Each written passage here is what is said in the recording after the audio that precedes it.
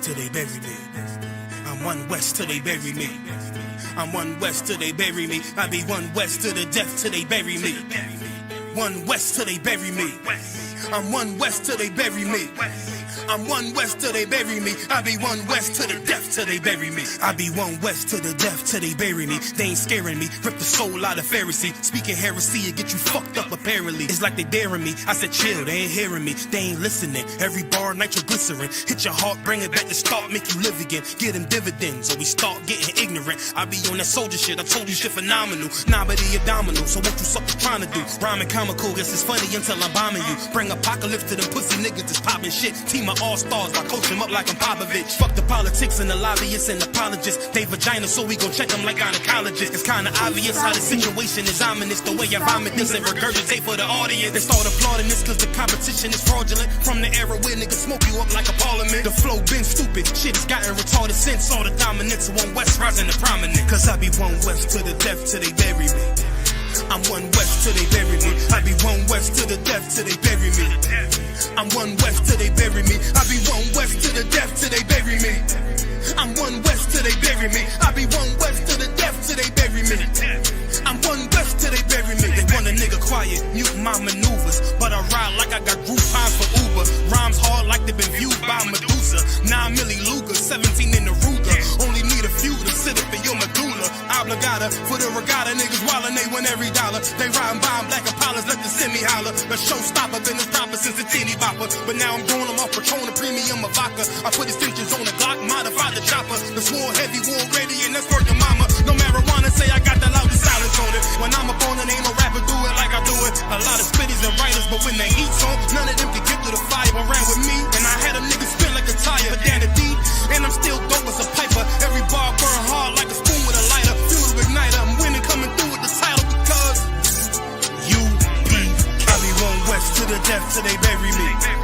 I'm one west till they bury me. I be one west to the death till they bury me.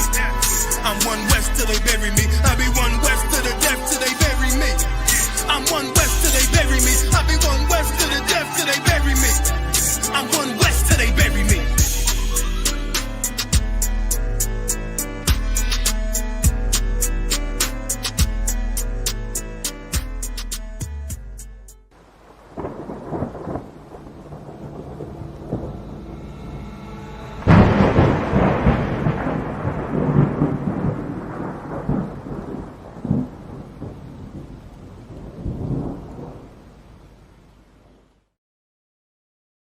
Hey, listen, brothers and sisters, man, if you like what you hear, hit the subscribe button, man. Subscribe to this channel. And also, please, go to ISUPK.com and pay your tithe. Drop me some cash so we can move around this planet like we need to, man, and do the things we need to do. They're one west. They're one west. They're one west. They're... Yo, Lot. These niggas stuck, man. Yeah.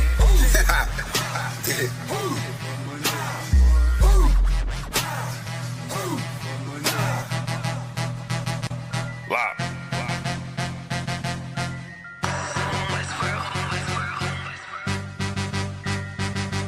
I've been eating pot belly, greasy face, Glock heavy. Feed the safe, talking shit, do not tell me. I don't wanna see that hate, all that shit do not help me. I'm just trying to plead my case to the most high. Pray I see the gates. I was about to Cancun, but we just got the house instead. Covered all of their payment, and now she got the bobblehead. Looking at me like dinner, she said she about to gobble lead. Point the beam like a pencil, and then you gotta swallow lead. Point the beam like a pencil, and then you gotta swallow it. Pack my bag with essentials, I can't forget the hollow tip. Niggas losing they mental, and Satan come demolish it. Niggas all on they menstrual and get the whining like a bitch. Just like iron, they rust. Niggas trying, they luck. Keep it real, everybody out here lying. Save us, steady raising dead. They was out here lying, then dust. Niggas on my head, so the brotherhood is a must. Any hood, I be riding with my brothers that I trust. Know I'm good, cause they slime with their fingers on the clutch. Money piling like I'm trying to make it stack in the rush. One west to the death, and that ain't even enough, cause I'm coming back. I ain't never done with that, going ahead and spread your lies. I'ma let you run with that, wanting me to spread the thighs. I ain't having fun with that, nigga, hell no. Now she wanna chop it up like like a lumberjack. Got some exes popping up, trying to run it back. Want me come and hit the hole like a running back. If the Lord take a soul, ain't no coming back.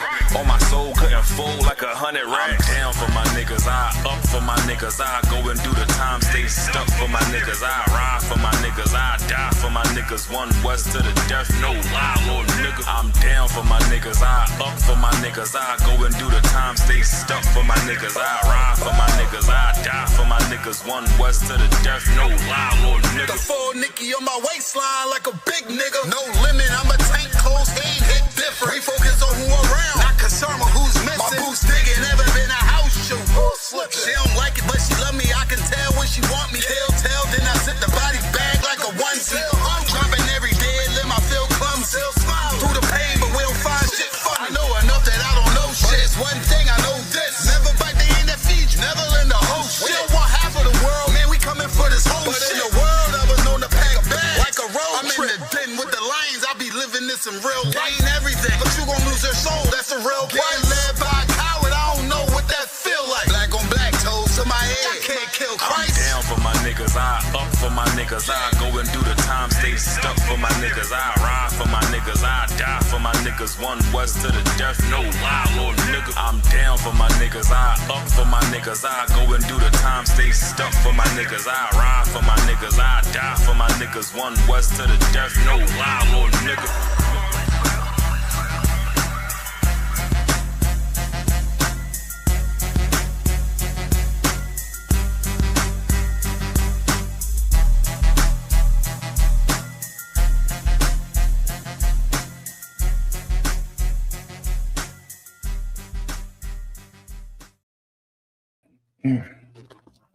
Rough over here. We good?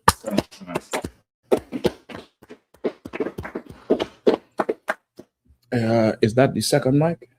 No. You want to probably put any counter right there?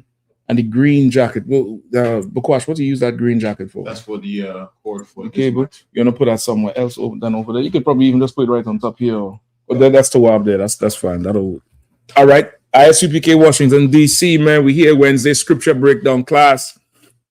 We up in D.C. You all know how we do every Wednesday scripture breakdown. I.S.U.P.K. under command and General Yahanna, hardest looking man in Israel, teaching the truth about the Bible since 1969, straight out of Harlem, 1 West 125th Street, Harlem, New York. You all know how we getting it in. Scripture breakdown tonight. If you have any questions, type them in. If you're in the class and you have questions, absolutely raise your hand and let's get all the questions answered. And let's get it in. All right. Okay.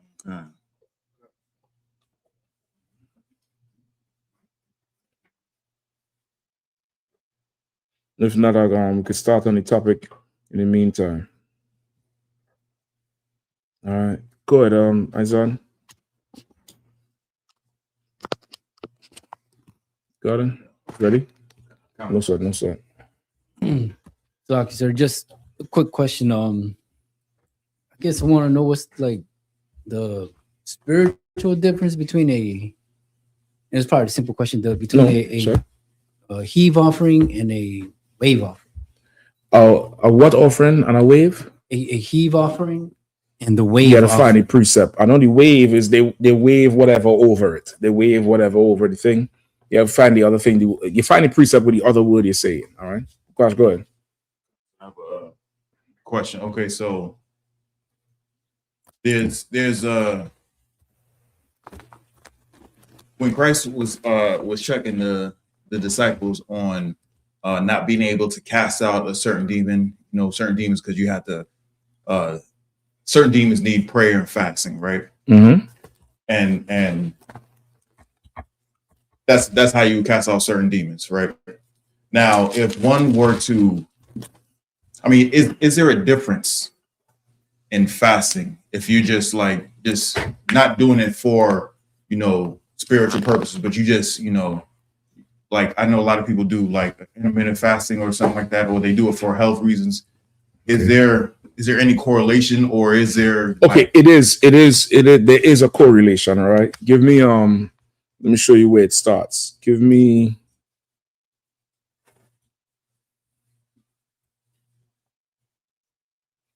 Hold on.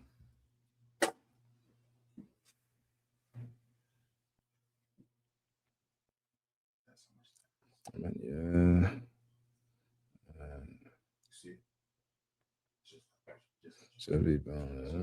Give me Matthew.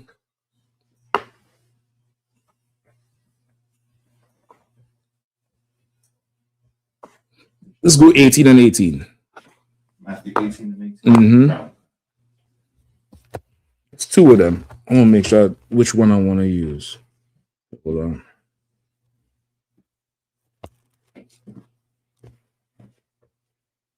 This is Matthew chapter 18 and verse 18. Mm-hmm. Verily I say unto you, whatsoever ye shall bind on earth shall be bound in heaven, Mm-hmm. and whatsoever ye shall loose on earth shall be loosed in heaven. Right. So this is, you ever hear people say it has to happen in the spiritual first before it happens in the physical? This is where it comes from. It comes from that thing. So like you say, some people may fast for spiritual reasons. They're fighting some addiction. They're fighting being disciplined in some way or the other, right?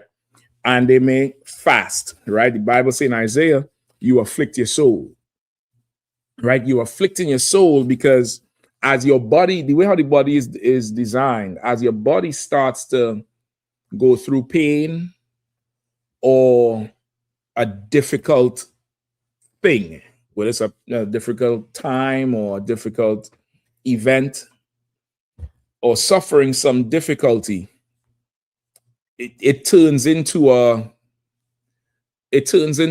almost like it's like two separate entities existing in the same thing. Because your body is going to want a certain thing. And your spirit, which is you, is going to want another thing.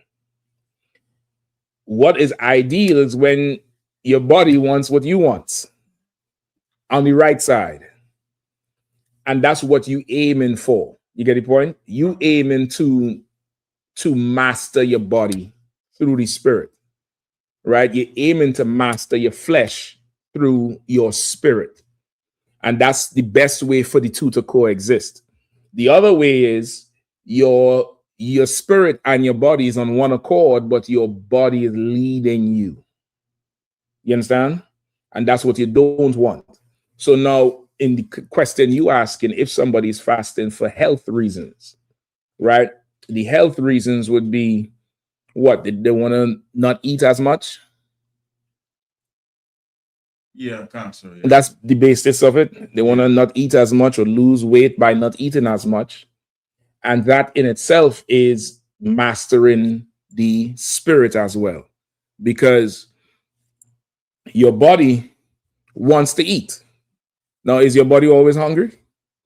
But it's always want to eat, right? 2 o'clock in the morning, you go in the fridge. You just go stand up in front of the fridge. You're looking for something to eat. You're not really hungry. You're just looking for something. So it's it's not extreme. It's not like you're out in the street looking for crack. You get the point? It's not extreme, but it's something you're trying to master nonetheless, because your body wants to do something, but you trying to be able to ignore that thing. You're trying to be able to ignore the urge to do it. So it is tied in spiritually, even though your motive in your mind is not, this is not I'm not doing this for spiritual growth. I'm doing this because I need to get this eating under control.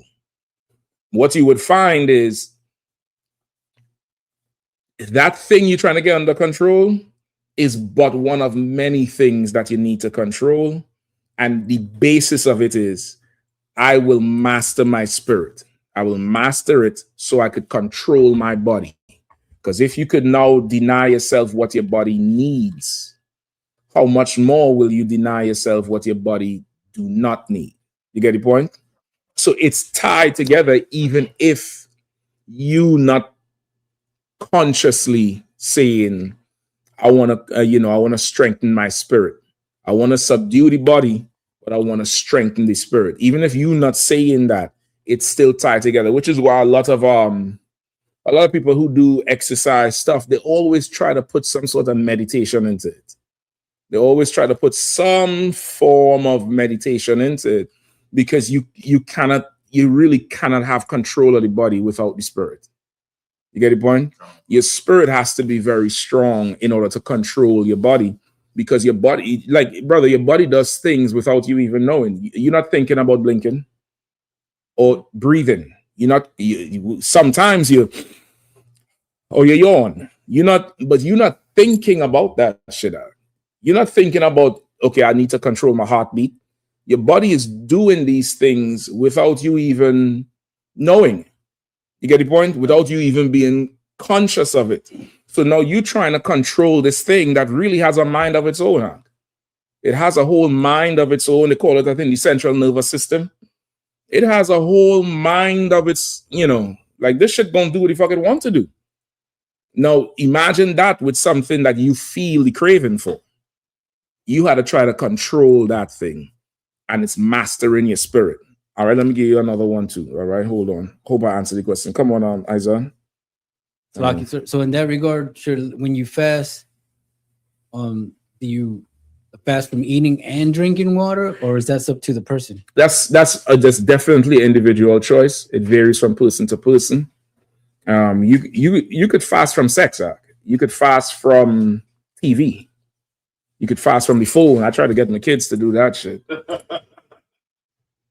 There's a psych. I think there got to be a psychology with these devices at this point.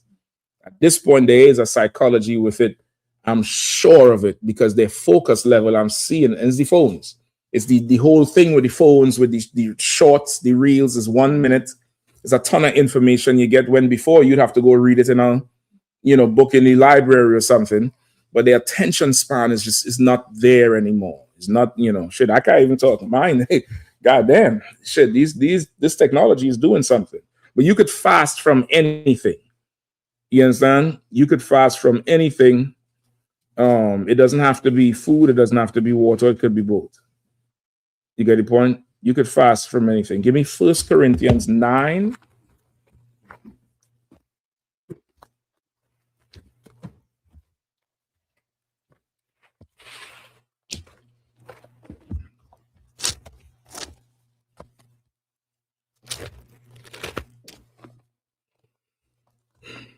Give me 1 Corinthians 9.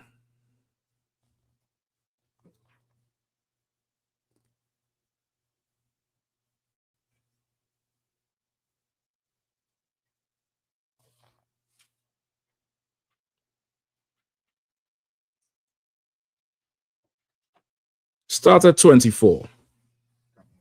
Let me get 24. Start with that.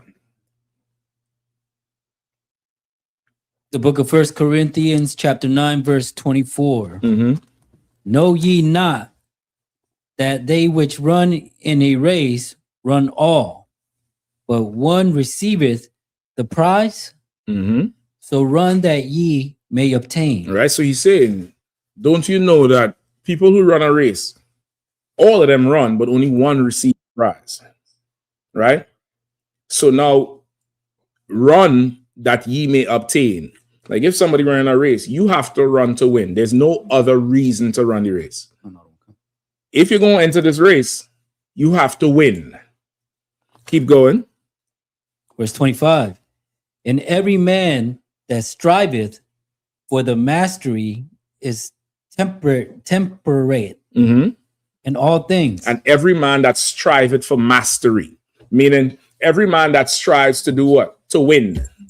Every man that strives for mastery is temperate in all things. What does that mean? You might need to look up temperate.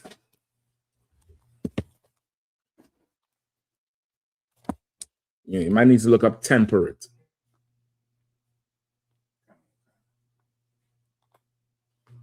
Go ahead, up.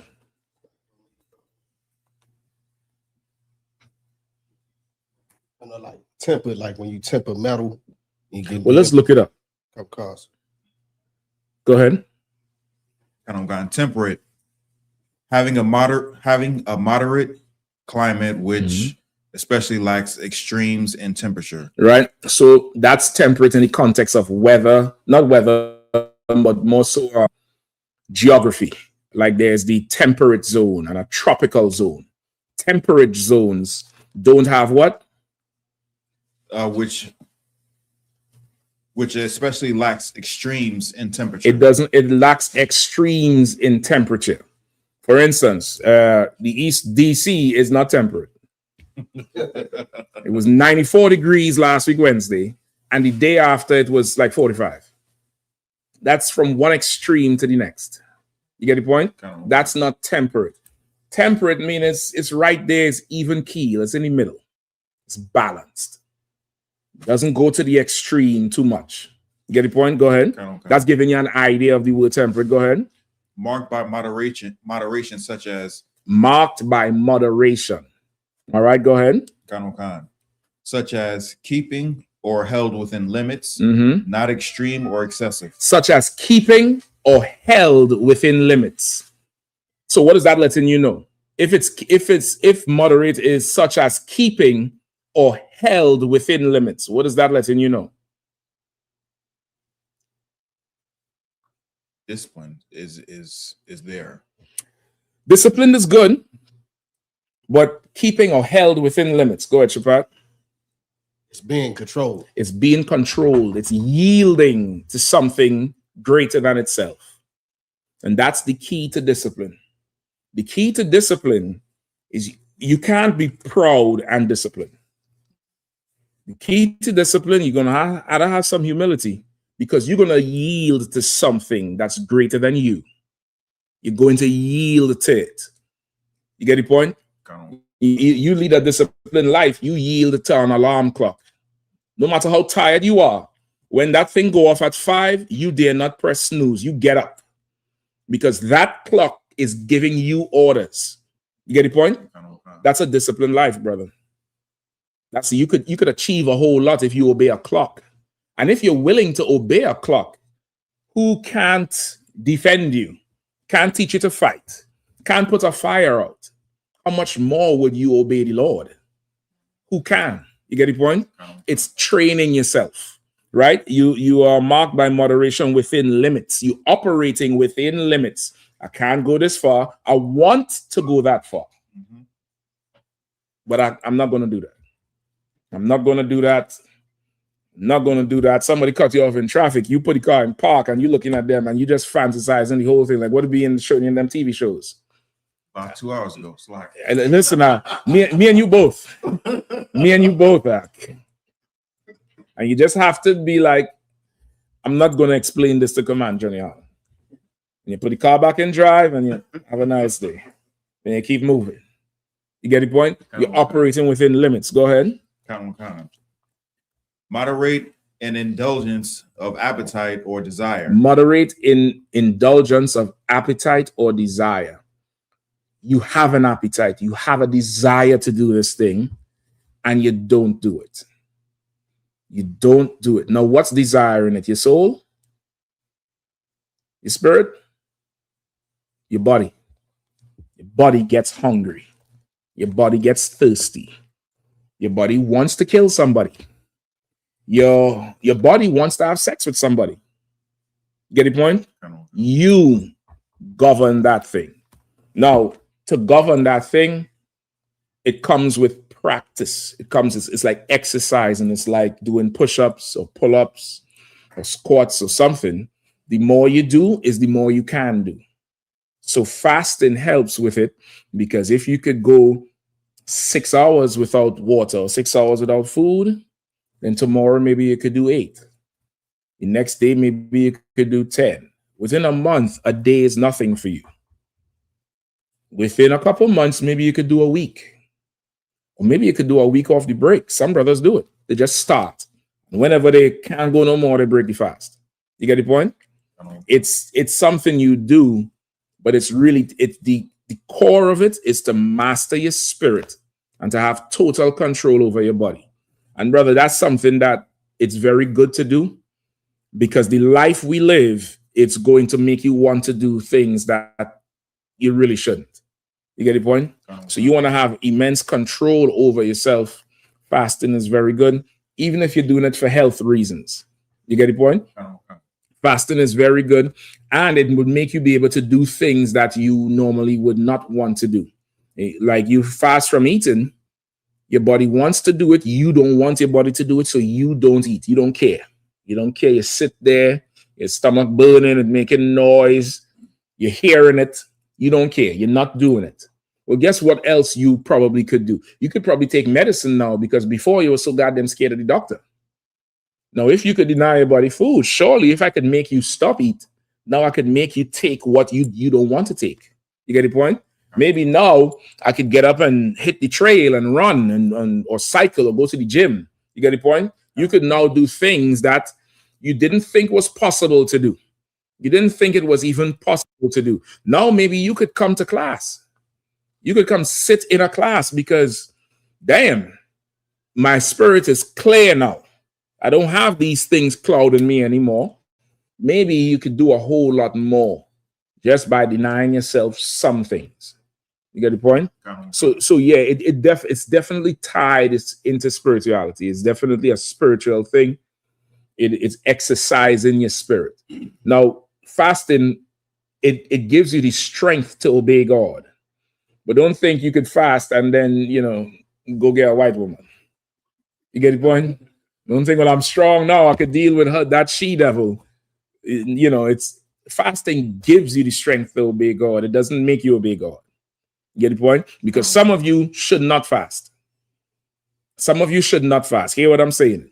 Some of you should not fast. What do I mean by that? There's some of you who need to see a doctor. You need to go see a doctor and have the doctor clear you for any sort of activity, whether it's physical activity or fasting. A doctor needs to clear you. And until that doctor clear you, you should not do it. Now, what would happen? What usually happens to somebody who has that situation? What usually happens? If it is that, okay, somebody says, brother, you can't fast because you need to go see a doctor. What usually happens?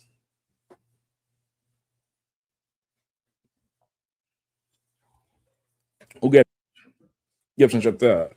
What usually happens? Come on. They try it anyway. Why? Because they don't have control over their spirit or their body. Exactly. You understand? They don't have no discipline. So they won't yield to nothing but themselves. And then they go fast and they fall to hell out and crack their skull. And then they say, what? Can you all send up some prayers for me? When you was given the order, go see a doctor first. The Bible says, honor the physician. Go see him first. Get a physical. See if anything is wrong with you. See if you can handle it. You might be on the verge of diabetes or have diabetes. You go fasting, your sugar level drop, brother. You fall out. You're not supposed to. You shouldn't. You understand? So, get counsel with everything you're doing. But for sure, fasting is definitely, it strengthens your spirit enough. It strengthens your spirit more so that you're able to do more things better. You get the point? So that's it. All right. It's on your phone. What you needed? Go ahead. Oh, so lucky. Hold on. Keep reading in Corinthians. Let me just finish this one. All right. Now they do it to obtain a corruptible crown, but we an uncorruptible. Right now, they do it to obtain a corruptible crown. What does that mean? They run to obtain a corruptible crown. What does that part mean? For vanity, sir. Somebody who's running a race, what do they get? Like congratulations. Somebody who runs Olympics, the fastest man in the world. What does he get when he crosses that line? Oh, a medal. You get a medal. Right? You get a medal, you get money. In times past, they would get that wreath, that Caesar's wreath put on their head. That would be the crown for the Olympic Games. They put that crown on you. Sometimes they even still do it as part of the theme. When you get up on that podium, they put the shawl or the cape over you and they put the wreath over your head because it's Greek and Roman culture. You get the point? But that crown is corruptible. It's going to dry up and fall apart. even the gold one or whatever, it's the brass one, whichever it is, it's not gonna last forever. They run for an incorruptible crown. For a corruptible crown, we run for an incorruptible crown. Meaning what? Our prize does not decay. Our prize does not fade. You get the point? Go ahead. Verse 26. Mm-hmm. I therefore so run, not as uncertainly, so fight. I not as one that beateth the air. Right?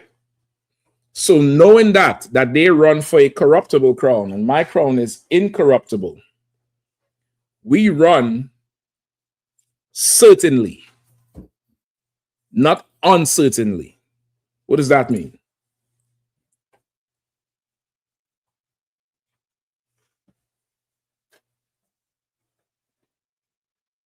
You're running for a reason.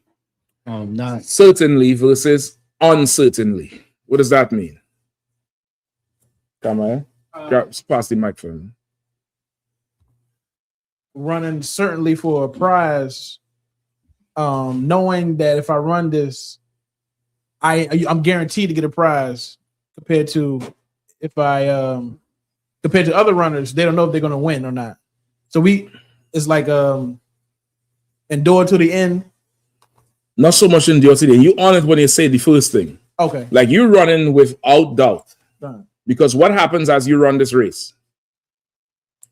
You got temptation, you got Satan, try to get distracted or tell you that this race is not going to work. This race is not like their races. Their races has a finish line you could see. You could see it. If you're really an athlete, you know how many steps it takes to get to that line. If you play that NFL, brother, it's, 3 to the left, do the cross hip thing, then slide back this way on the 10 line. You have it in your head. You know where it ends. You don't know where the fuck this thing ended at. You don't know if tomorrow's coming or if, whenever. You get the point? But you have to run this thing with certainty every time, not knowing where the end is. You get the point? That's psychologically, that's a whole different thing. You get the point? Go ahead. I was gonna say with the on verse 25 with the corruptible and incorruptible, can we precept it to when the Israelites would betray their people and get with the Greeks or the white man and would be awarded purple, or because like their prizes, like, so okay, say like today a sellout, or like I see what you're saying. Like our black leaders, their prize is corruptible because the white man is saying, "I'll give you this money, Jesse Jackson, the Martin Luther King." I see what you're saying. I wouldn't use it like that, and I'm gonna tell you why. Okay. No, you could, but I wouldn't use it in general. I'm gonna tell you why. Because the average brother or sister who is in the truth is no longer coming to class because they get a check from I.S.U.P.K. I wish it was like that. I just found out the Southern Poverty Law Center was paying niggas to infiltrate. I don't know how the fuck they missed my resume. They could have paid me. I'd have told them everything about the truth. I told them exactly what the fuck they want to know, everything about the truth. I don't know. Listen, Southern Poverty Law Center, look me up. Captain Mashak, I'm in DC. Bring that check, nigga. Because I'll tell you everything you want to know about the truth. Niggas was paying millions of dollars to KKK people to find out what they hate black people. I could have told you that shit for 50%. I had an insider trading. I selling it out for the low. The average brother or sister that just all of a sudden stops coming to class, it's not because of a check. It's not cause of being bought out. Them niggas who's being bought out, there was always whores. You understand what I'm saying? The reason they are the top of Israel is because they gain money. You understand? The reason they lead the protests is because they gain money. The reason they end the protests is because they gain money. This here is about getting up every day and not eating pork and not eating shrimp and not eating crab and not going after this white woman and not getting high and not getting drunk and paying your tithes. And this is about living life. Every day.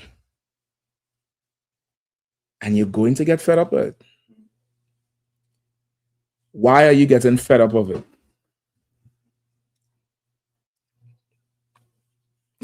Because your strength is starting to get weary. No. That ain't why. What sport you love playing when you was younger? You ever got tired of it? No. Why your strength ain't fade with what you love?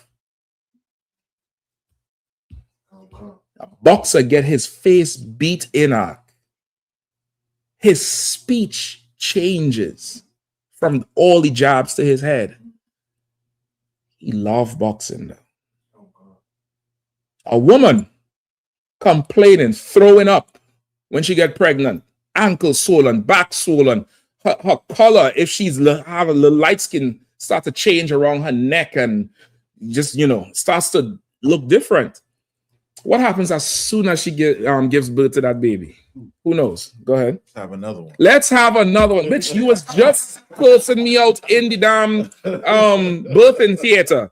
Fuck you, you did this to me. Fuck you. As soon as that baby come out, let's make more. Bitch, what the fuck is... Why she ain't tired of it? Why she ain't just no more? Now, there are women who's like, that's it, I'm done. In general, that doesn't happen because they certain about what they want to do. They're certain. There's not a doubt. You can't have the doubter. You can't have the... If you have the doubt, you get counsel quickly because the doubt could be... You could be reassured.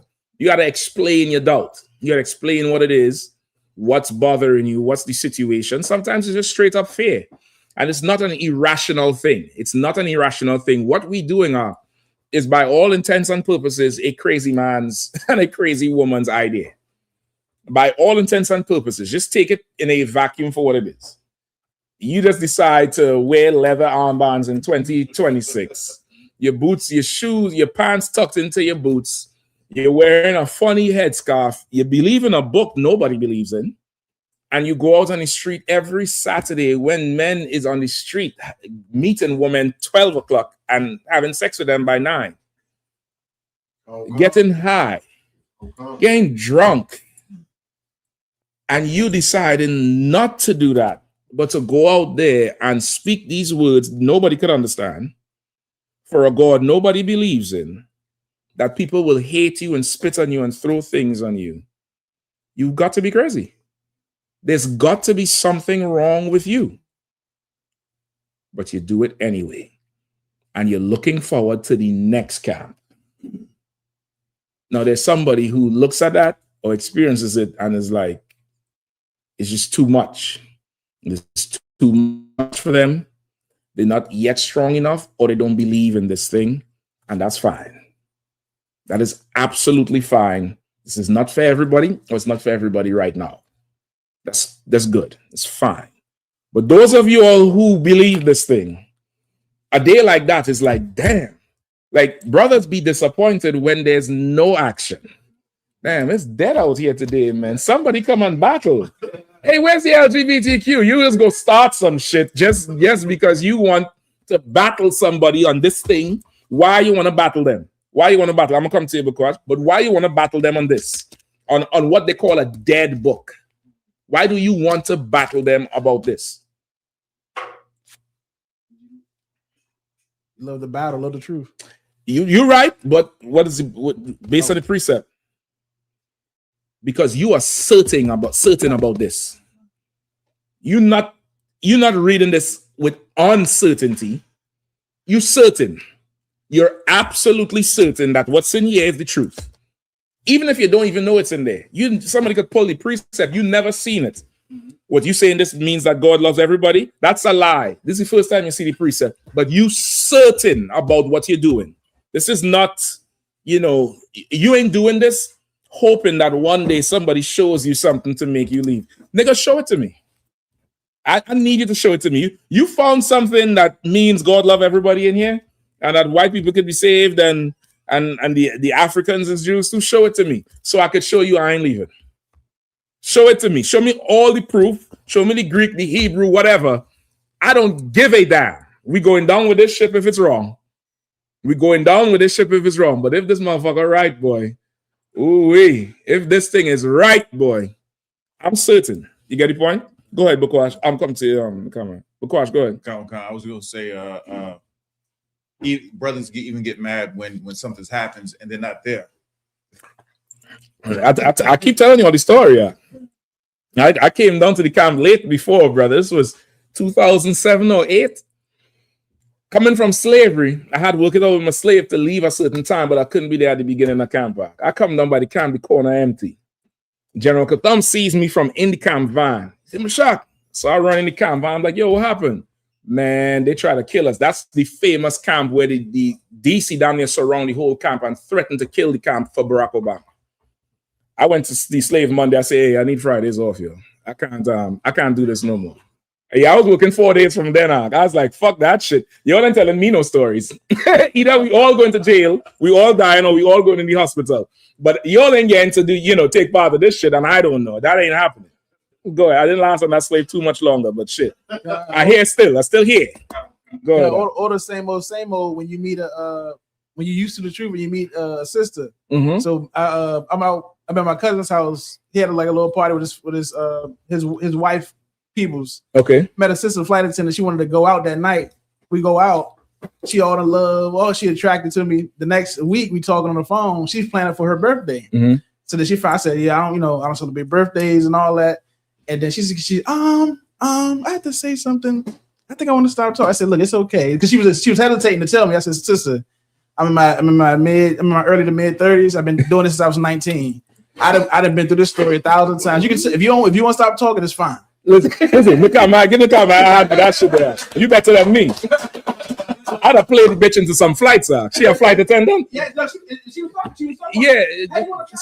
So why you want to stop talking to me, baby? What's wrong? How could we solve this? Let's talk about this somewhere in Paris. What's the fares look like, motherfucker? I get some flights out this bitch out. So like. Yeah, hell yeah. You'll find out the truth later, but just get me over there. That's all I need. Yeah, it's a little bit different with this thing here. So now let's keep reading. Let me get the last precept, all right? So he said, I therefore so run, not as uncertainly. So fight I as not who beated the air, like a fight. A fight, a boxer, how does a boxer train? Shadow boxing. He beat in the air. Our fight, we not fighting air. We fighting against what? Principalities in high places, like the Southern Poverty Law Center. Let me tell you something. Long before this bullshit come up, Commander General Yahanna, Captain Tower, and Captain Kahan been fighting them dirty racist bastards for years. Because you all heard about the Southern Poverty Law thing, right? How they've been putting people on that list who just disagree with them ideologically. And it cost groups different things. And of course, the I.S.U.P.K is at the head of that list. And it's essentially saying we are the same as the KKK, which is ridiculous. And now I don't know if it's Department of Justice, there's the DOJ behind them, or who is it? I believe it's the DOJ and somebody else behind them, because they're saying all that money they collected, because they're a non-profit, they've been paying people who are KKK members. I want all that money coming in here. Whatever lawsuit they get settled with, that has to come in here, because brother, a boxer's fighting, beating is not doing anything. But getting rid of them niggas, that is going to help so much. You know, on places, we go and try to do things and people Google us and they say, hey, it says here you're a hate group. So you believe a group of white Jewish people call themselves the Southern Poverty Law Center instead of this clean record we have in here of the Israelite School of UPK? Well, it says you're a hate group here. I don't care what that say. Like the white man is not a liar. Yeah, I hope they dismantle that organization and pay out everybody. In fact, pay everything to us. Right? We fight not as one who beated the air. We have a different battle. Keep going. But I keep under my body and bring it into subjection. Mm-hmm. But I keep under my body and bring it into subjection, Bukwash. You get it? He's saying I keep under my body, meaning I keep this thing down. I keep this control it and bring it into subjection. Bring it into what? Ruling over your flesh. You want to be able to control it. Go ahead. Lest that by any means, when I have preached to others, I myself should be a castaway. Right. This is Paul saying it. He's saying he had to control his flesh, lest after he done teach the words of the Lord to everybody, because he can't control his flesh. Now he becomes who he teaches about. You get the point? So controlling your flesh is quintessential to living in the truth. Controlling your mastery of your flesh, getting your spirit strong. And now if you have to do it for health reasons, great. But you're going to benefit from, your spirit is going to benefit from it regardless. You get the point? Let's go. Next question. If not, we could go straight into the topic. We have more? No, slack it. Izan, yours. Let me get yours. I'm going to come to you in the camera. Oh, sorry, you lost it? I got it. Okay, go ahead. So I just wanted to know like the difference between a heave offering and a wave offering. I got you. Where you at? I found one. I think the book of Exodus, chapter 29, verse 27. And thou shalt sanctify the breast of the wave offering and the shoulder of the heave offering, which is waved and which is heaved up, of the ram of the consecration. I think this is lifted up. That's all right. Even I think it's lifted up. One is waved, like it's waved, and the other one is lifted up. I'll have to double check that with Ash. All right. I mean, this is the high hold. This would be a Sabbath service thing. All right. But I think the heave is lifted up. It's like heave. Go ahead. It's offered. It's similar to that, right? You get the point? But don't quote me on it. Let me find out and I'll come back to you, all right? Anything else? No, sir. No, sir. Okay, man, go ahead. I was trying to refresh just a short explanation on what Christ was saying with the senators and politicians or something like that. Okay, Matthew 9:11, 19. Let me hear what it's saying.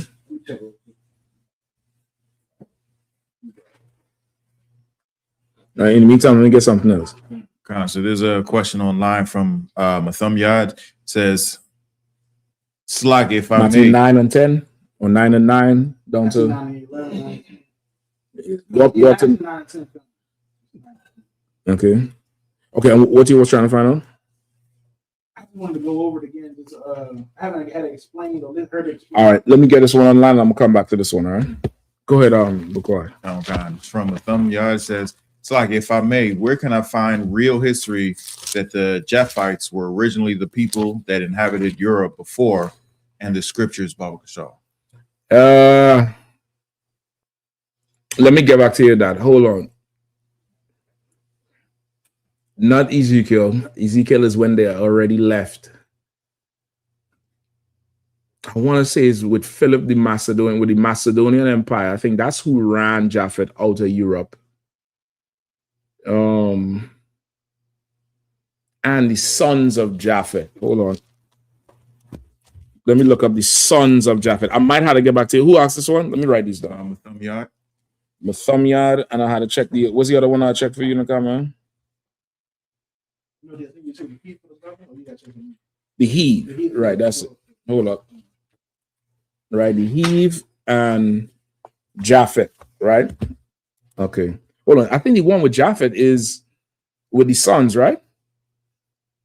No, I think that's where they say they refer to them as the Isles. They have in the Isles. But Europe is what he wants. Proof of Japhet in Europe.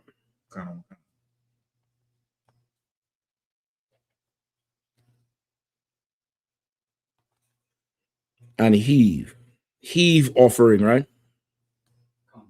Okay. All right, no sweat. Anything else?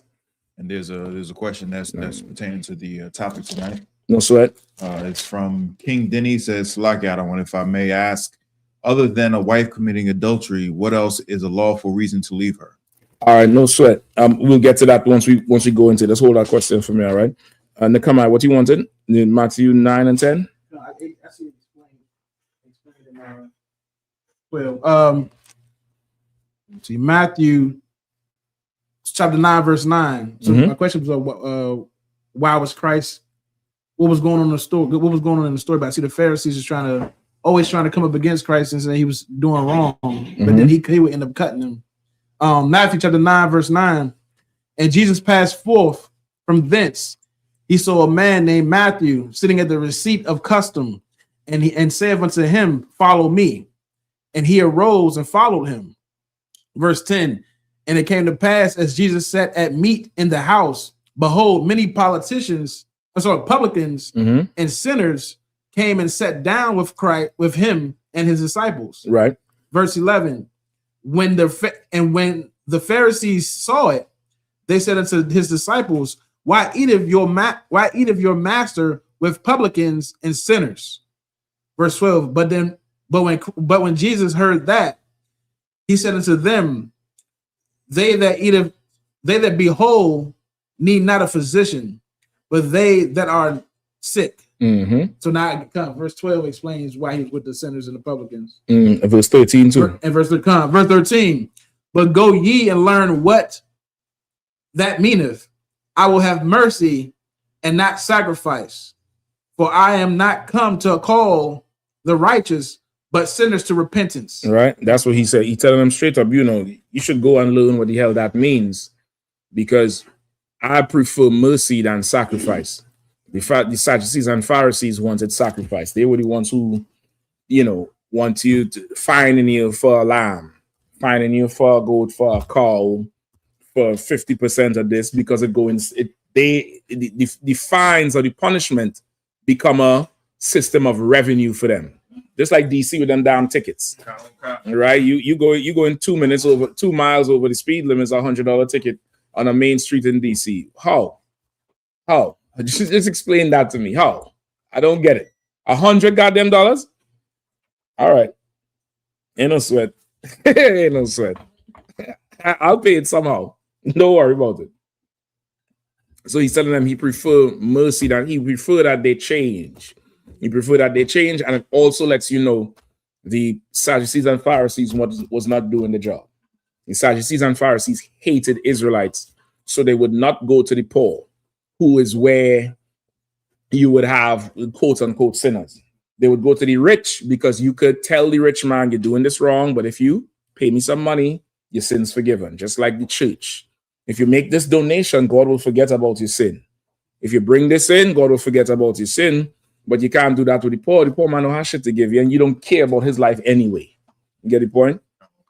All right, good to go. What else we have? Anything else? Any other questions in the class? We good? All right. Let me know if any questions come up in the class. Just raise your hand. All right. All right. Cool. So now you had in the last 2 weeks, you've had, is it 3 stories? 2 main stories that ended in death. And the root of it that we know of so far is divorce, according to I.S.U.P.K, right? The first one was the Fairfax guy over there in Virginia, right? He was the lieutenant governor.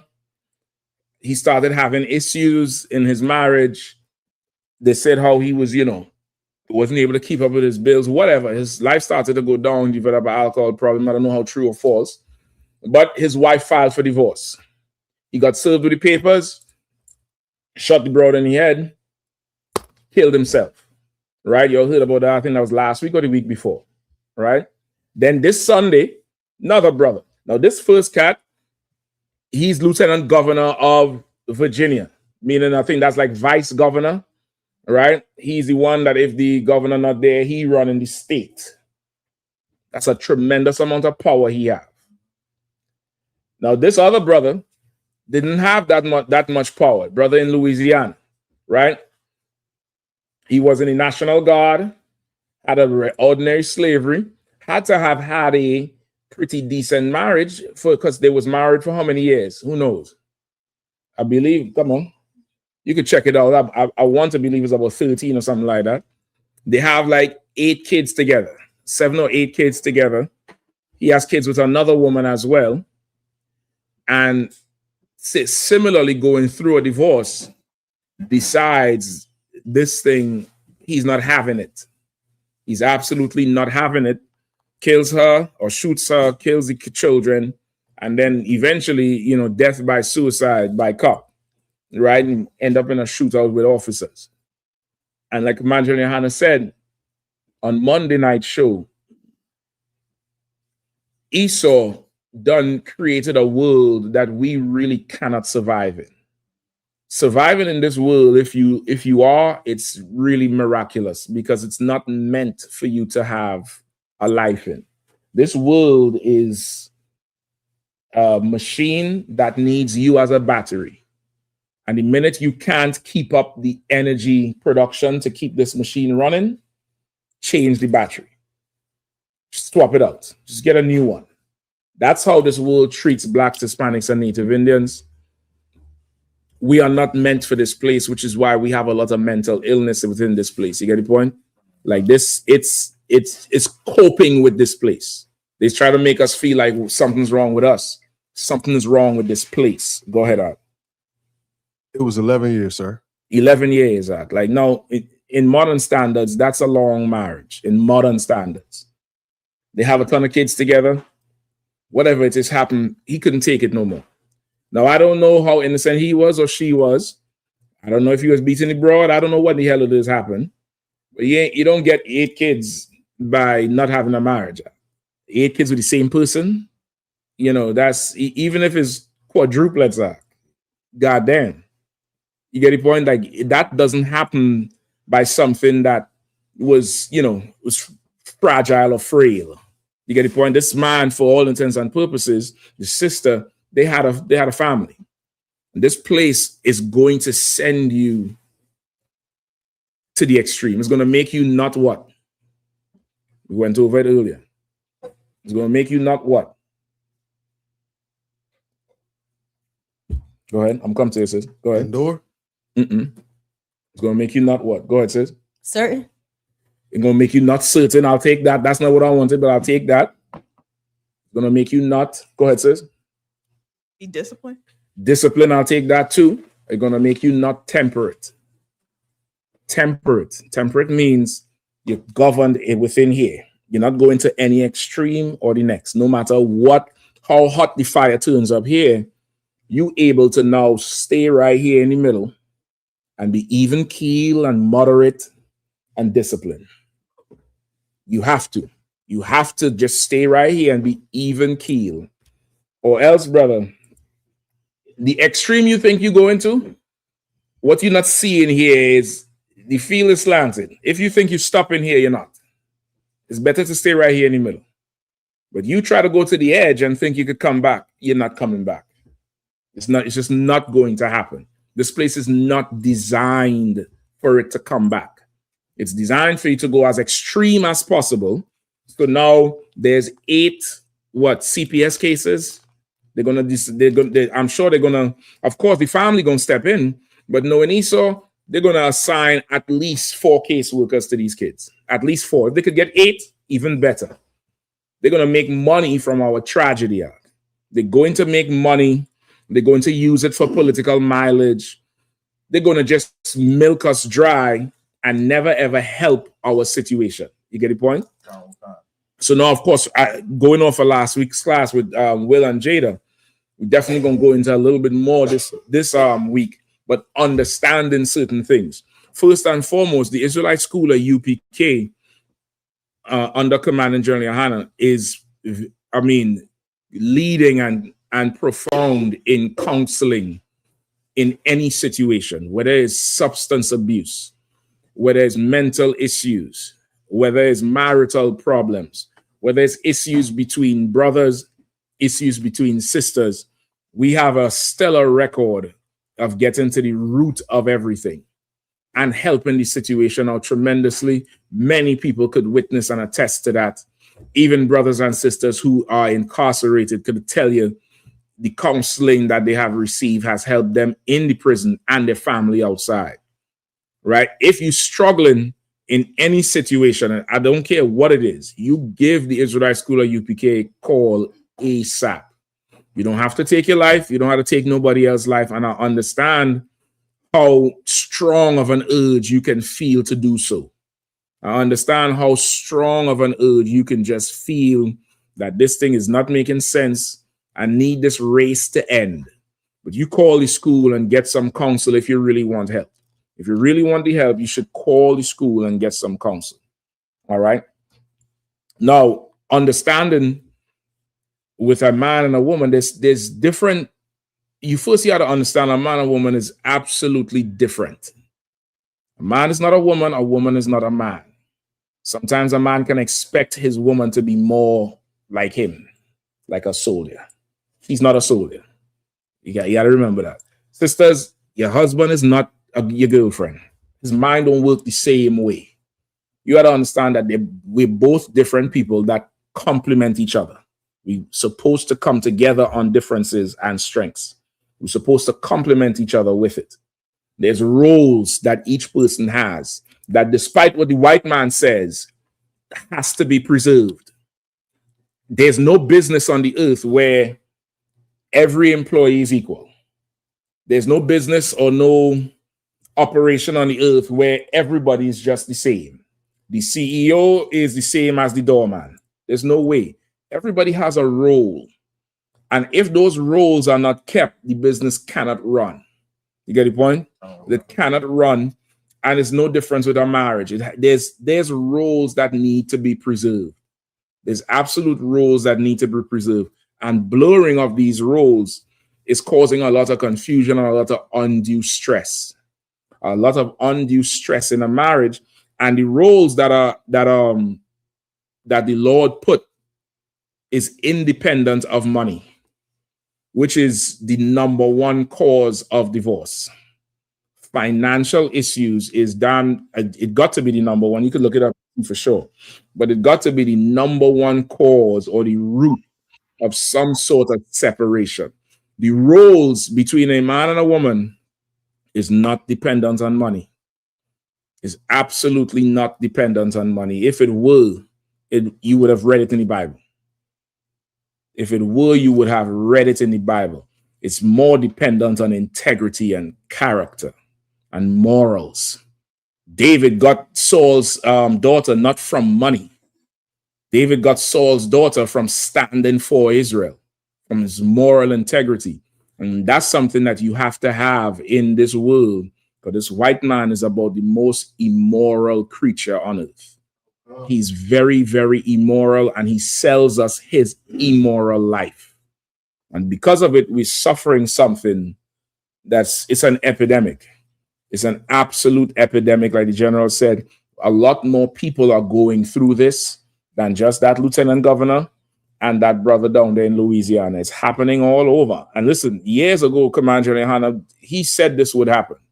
He said there's going to come a time brothers are just going to start killing women. Because, and this is he was not co-signing it. He was explaining what happens. Because of how this place is, it gives a lot of power to Eve. And where does that come from? Where does the power that Esau gives to our sisters come from? When I say come from, where did it originate? Go ahead. The white man. Well, he's given it, but why? Where does it originate? That's what I mean when it comes from. Go ahead. Finances, sir. Go ahead, sis. I'm gonna come to you. From the garden. From the garden. It originated from Adam and Eve. This is his way of controlling you. He can't control you directly. So he has to control. It's like putting you under arrest. When the police wants to put you under arrest, what do they do? If you ever had the encounter, what do? They put handcuffs on you, sir. They grab your hands. They restrain you. Sisters, you all have to understand this. If you listen to Esau, remember, two become one. We're now one flesh. If he's controlling you, he's controlling me. If he has your mind, he's controlling. You are not part of me like an arm or a hand or elbow or leg. If he's controlling you, he's controlling me. You have to understand that thing. You have to understand that there's no longer two people. We're one now. Whatever you do affects me. Whatever I do affects you. You get the point? Who had a hand up? Go ahead. No. You found something? Someone just talking crap about. No. I asked you about what causes it. I thought you was looking up there. Oh yeah, I was looking it up. They says I'm getting different sources, but it says number one is infidelity. Number two is lack of communication. So where the hell is finances? Infidelity is this bullshit. That's people come back together after infidelity, and that's also immoral. Communication is another. That's nonsense. The real issue here is finances. Once the finances start, it's a reason for the infidelity and communication and everything else. All right, go ahead, Art. Pass the mic for the brother. Like if I may, it says infidelity, finances is number two, but in the Black community, finances is number one. I already know finances is number one everywhere. It's number one everywhere. Like ain't nobody staying together suffering. Everybody's I can do better, this, that, the other. They mask it with other things, but it's really finances. That's really what starts it. How do I know this? Every married couple in the world has how many bank accounts? I'm gonna give you the easy answer. Not one. I'm gonna give you the easy answer. Not one. And she have 3 hidden ones in case you find that she got some bread. You get the point? If finances is not an issue, why is it like that? You get the point? You can't live according to Esau. That his system has to go. It's not good. It's not strong.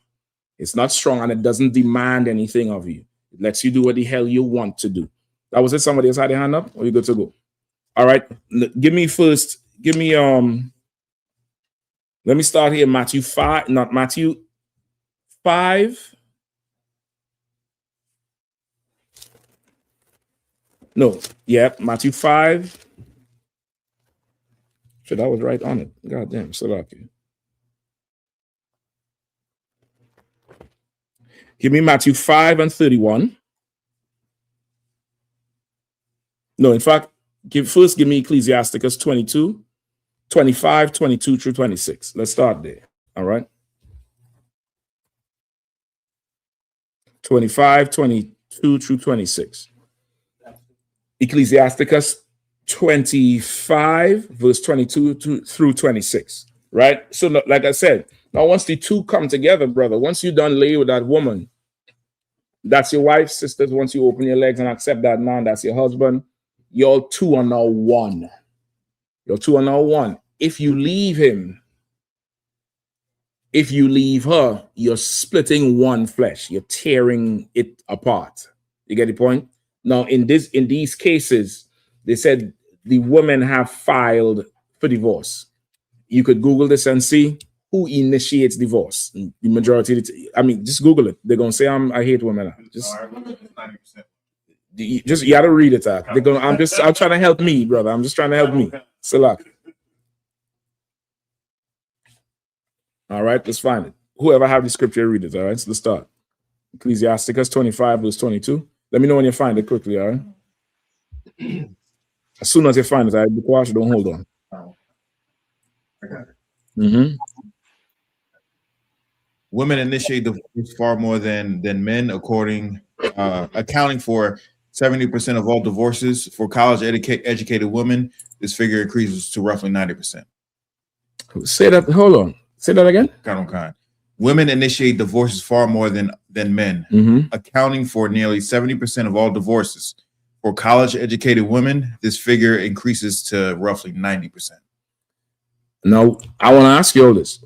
For college educated women, this figure increases to 90%. So say 90% of college educated women of all the college educated women that file for divorce, 90% of all the divorces that are filed between a man and a woman who is college educated, 90% of it is started by the woman who's college educated.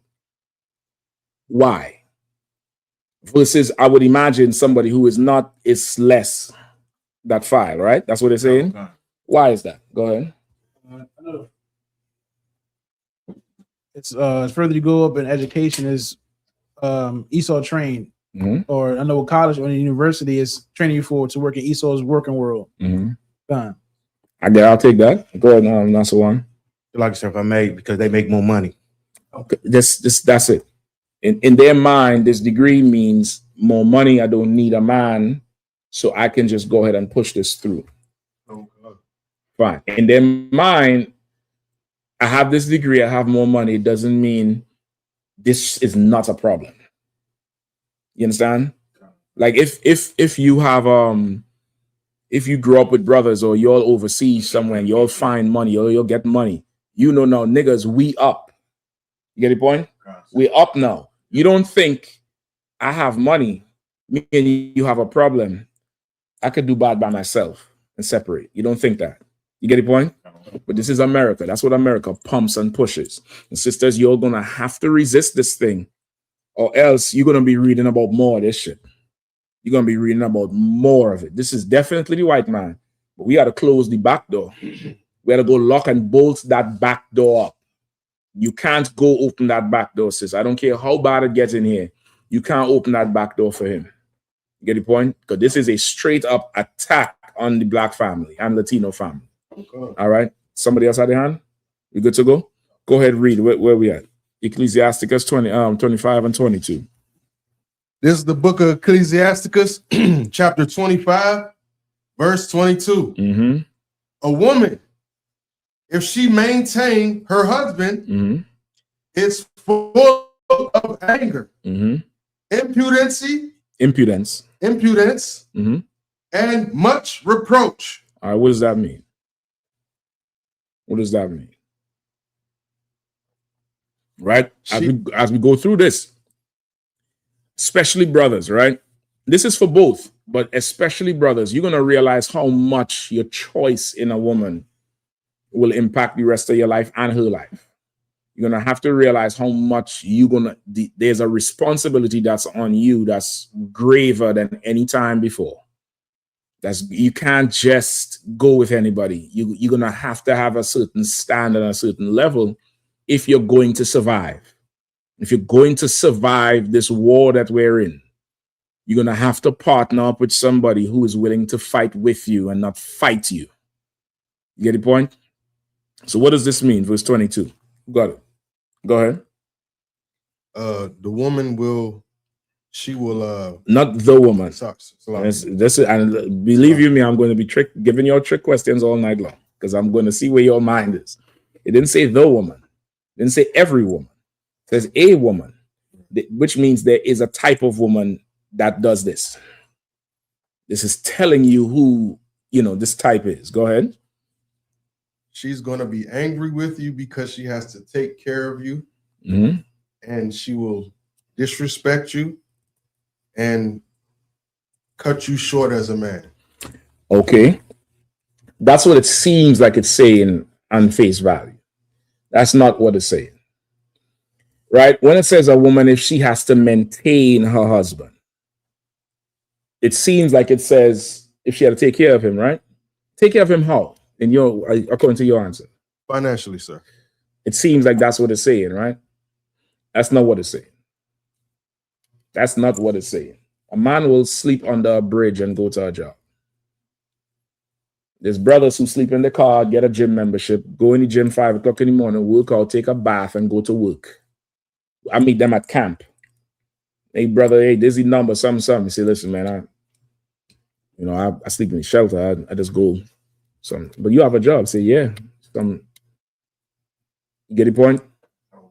This is not talking about financially. Go ahead, Shapat. Like it's saying like the opposite way. Like when she realizes that she has to maintain, take care of her husband, like she's mad at that. Like the white man is the devil. She okay. What does he maintain though?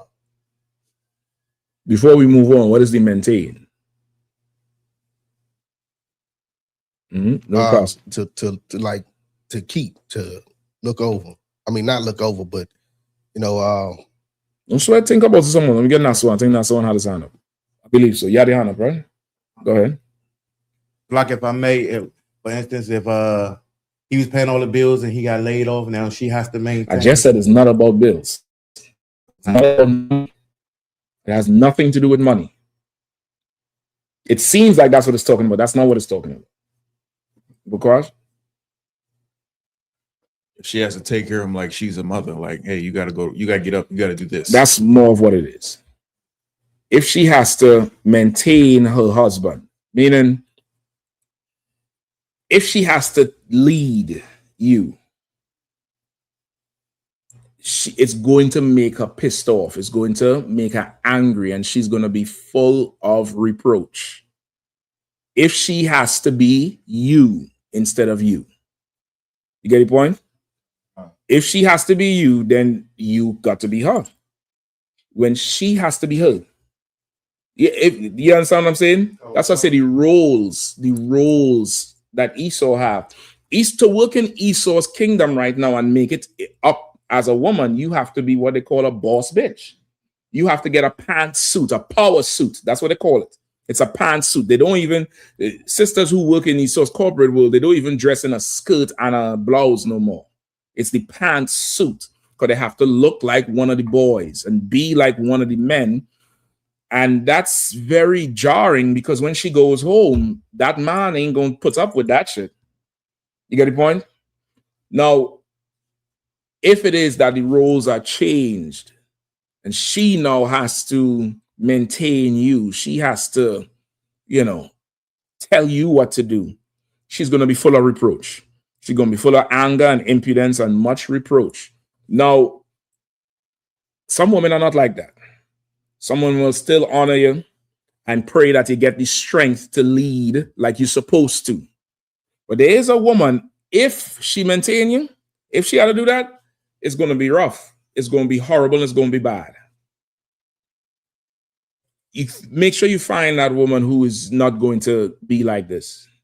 Make sure you find that sister who probably would call your camp leader or call somebody to talk to you before she has to tell you it herself. And then now she's, disrespecting you or looking at you disrespectfully. She's not made for that. She's made to be led. And she's made to be led. That's why her appetite is so vast and wide that you have to be her restriction. You have to be her. You got to make her temperate. Because without you, she'll go to the extreme. You get the point? You got to be that type of person. All right, let's keep going. 23, quickly. A wicked woman abateth the courage, maketh the heavy countenance and wounded heart. Salakia, and a wounded heart. A woman that will not comfort her husband in distress. Read it one more time from the top. Salakia. Salakia. A wicked woman abateth the courage, maketh a heavy countenance and a wounded heart. Right. A wicked woman abated courage, maketh a heavy countenance and a wounded heart. What does that mean?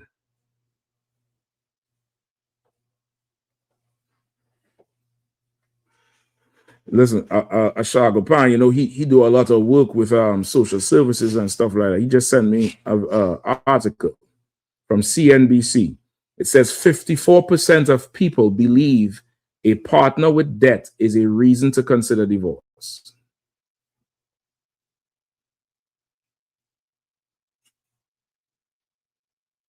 It's ridiculous. It's absolutely ridiculous, Zach. We fight in a battle we can't win. What does abated courage mean? Go ahead. She would discourage you, sir. That's true. That's another way. Come on, Bakwash. Look it up. It's like no, go ahead. Abated means to decrease in force or intensity. Right? To stop it or discourage, like he said. Instead of encourage, discourage. She abated courage, meaning you don't have that thing it killed the spirit you would have to go ahead and do what you do. She'll kill it. You cannot choose that type of woman. You cannot do it. Will Smith should have learned that. Go ahead. Even that's why in UPK we're careful of or teach our women not to do that to young sons, so they won't be feminine you know, they could be young boys trying to be, you know, they're going to try to naturally have courage and be bold. And, you know, it's for us to control it and measure it, but it still allow that brother, the young boy to become a young, you know, okay, there's an easy solution for that. The father has to be around. Right. She can't not have him around, because that's where the boy gets his first idea of a man from. Without that, his idea of a man is skewed. You get the point? Same thing if it's the other way. Like a single father is better able to raise a boy or girl than a single mother because of the emotional aspect. You get the point? The emotional aspect is going to disarm them really from how this should really be. You get the point? Every problem with us is because the family structure is being attacked and really destroyed at this point. It's being attacked and destroyed, and there's no recourse for it. There's nothing where, okay, this is the alternative. There's nothing. It's just hit and hope. And if it make it, make it. If it don't, it don't. When it should not be like that. You get the point? You have two people from two different spheres of society. One with the rich and famous, and one, ambiguous and not rich, not famous, regular. And they both ended in the same tragedy. It's letting you know our problem is not money. Even though that's what in the world they think the problem is. But our problem isn't. It can't be that. You get the point? Our problem is we follow Esau way too much. We follow him way too much. This nigga had a ton of money. His woman was trying to leave. He didn't have no money. His woman was trying to leave. What's the point? Like, what could stop it? All right, let's keep going. A woman that will... Go ahead. A woman that will not comfort her husband in distress maketh weak hands and feeble knees. All right, what is that saying? Aisan? Instead of giving him strength, she's like discouraging. It didn't say strength. It did not say strength. What did it say? A woman that will not comfort her husband in distress. Mm-hmm. Make it. What is her role to him? It says it right there. Comfort him. Comfort. That's it. Comfort. She's not to give you strength, but she could give you comfort. Now the comfort will make you strong, but she's not to give you strength. And I have to say it like that because the internet is like, I'm a strong woman and I'm gonna make you strong. No, bitch, you're not. It just said if you don't comfort him, you make him weak. It just said it. If you do not comfort this man, you make him weak. You want him to be strong, comfort him. Make him comfortable. Give him comfort. If you want him to be strong, if you want a strong man, you're going to have to be a source of comfort, not strength. It didn't say that. It says comfort. Keep reading. And listen, and it said in distress. Both them men was in distress. You know how distressed you have to be to watch your children and say, I'm going to take you all out? Now, in his mind, it's mercy. It's like, you all don't have to live in this wicked world no more. That's how heavy he felt. Both cases. Now, I'm not justifying what they did. I'm trying to bring some understanding. Both cases, to those men, the end of their marriage was the end of the world. Those women would have just moved on. If you have, okay, but this is with both people, but you find it more with women. If you're a sister and you have problems connecting with people, get more counsel before you get married. If you're single, if you're already in a marriage, get counsel on how to connect. because these women could not be connected with these men if their option was to leave and not destroy everything. It's obvious he's more invested than they are. It's obvious. It's off because the end of this is the end of it all in his mind. For her, I'll find somebody else. I'll separate. I could do this by myself. We done together. You know what a divorce is for a man most times? Which one of you will dig your arm out your shoulder? Just take a knife, just take a hatchet, take a damn hatchet and just start cutting away. None of y'all will do that shit. That's what it feels like for a man. It feels like that for a man. For a woman, she doesn't see it like that because she's the arm. She's the thing that's joining him. You get the point? And there's a huge difference between men and women. You have to understand that if you're going to marry a man or you're already married to a man, understand that you are totally part of his world now. You're part of him and he cannot live without you. If he's forced to, he will. But he cannot live without you. And you should never want to live without him. If that's the route you go into. If you decide you're going to do this thing, commit to it. Commit to it. Now, committing to it don't mean you have to, if abuse is going on, you have to take the abuse. There's counsel for that. There's a solution for it. But divorce is, brother, it's such a personal thing. It destroys a man. It destroys him. When you with the new nigga, he's psychologically screwed upstairs because you're introducing him to somebody who is going to go into something that in his mind belongs to him. He can't understand this shit. It's like, what the fuck is you even talking about? He don't want to see no other man with his kids, Zach. He don't want to see pictures on Facebook with some new random ass motherfucker who wasn't around for the last 11 years playing with his kids. He don't want to see that shit. This world is evil. It's unfair. Everybody has to go. I'm not justifying it. I'm trying to make you understand one side. Because Tyler Perry and all of them, they make you understand the other side. Everybody could understand a woman. They could understand. I'm not attacking his sister. I'm just saying it.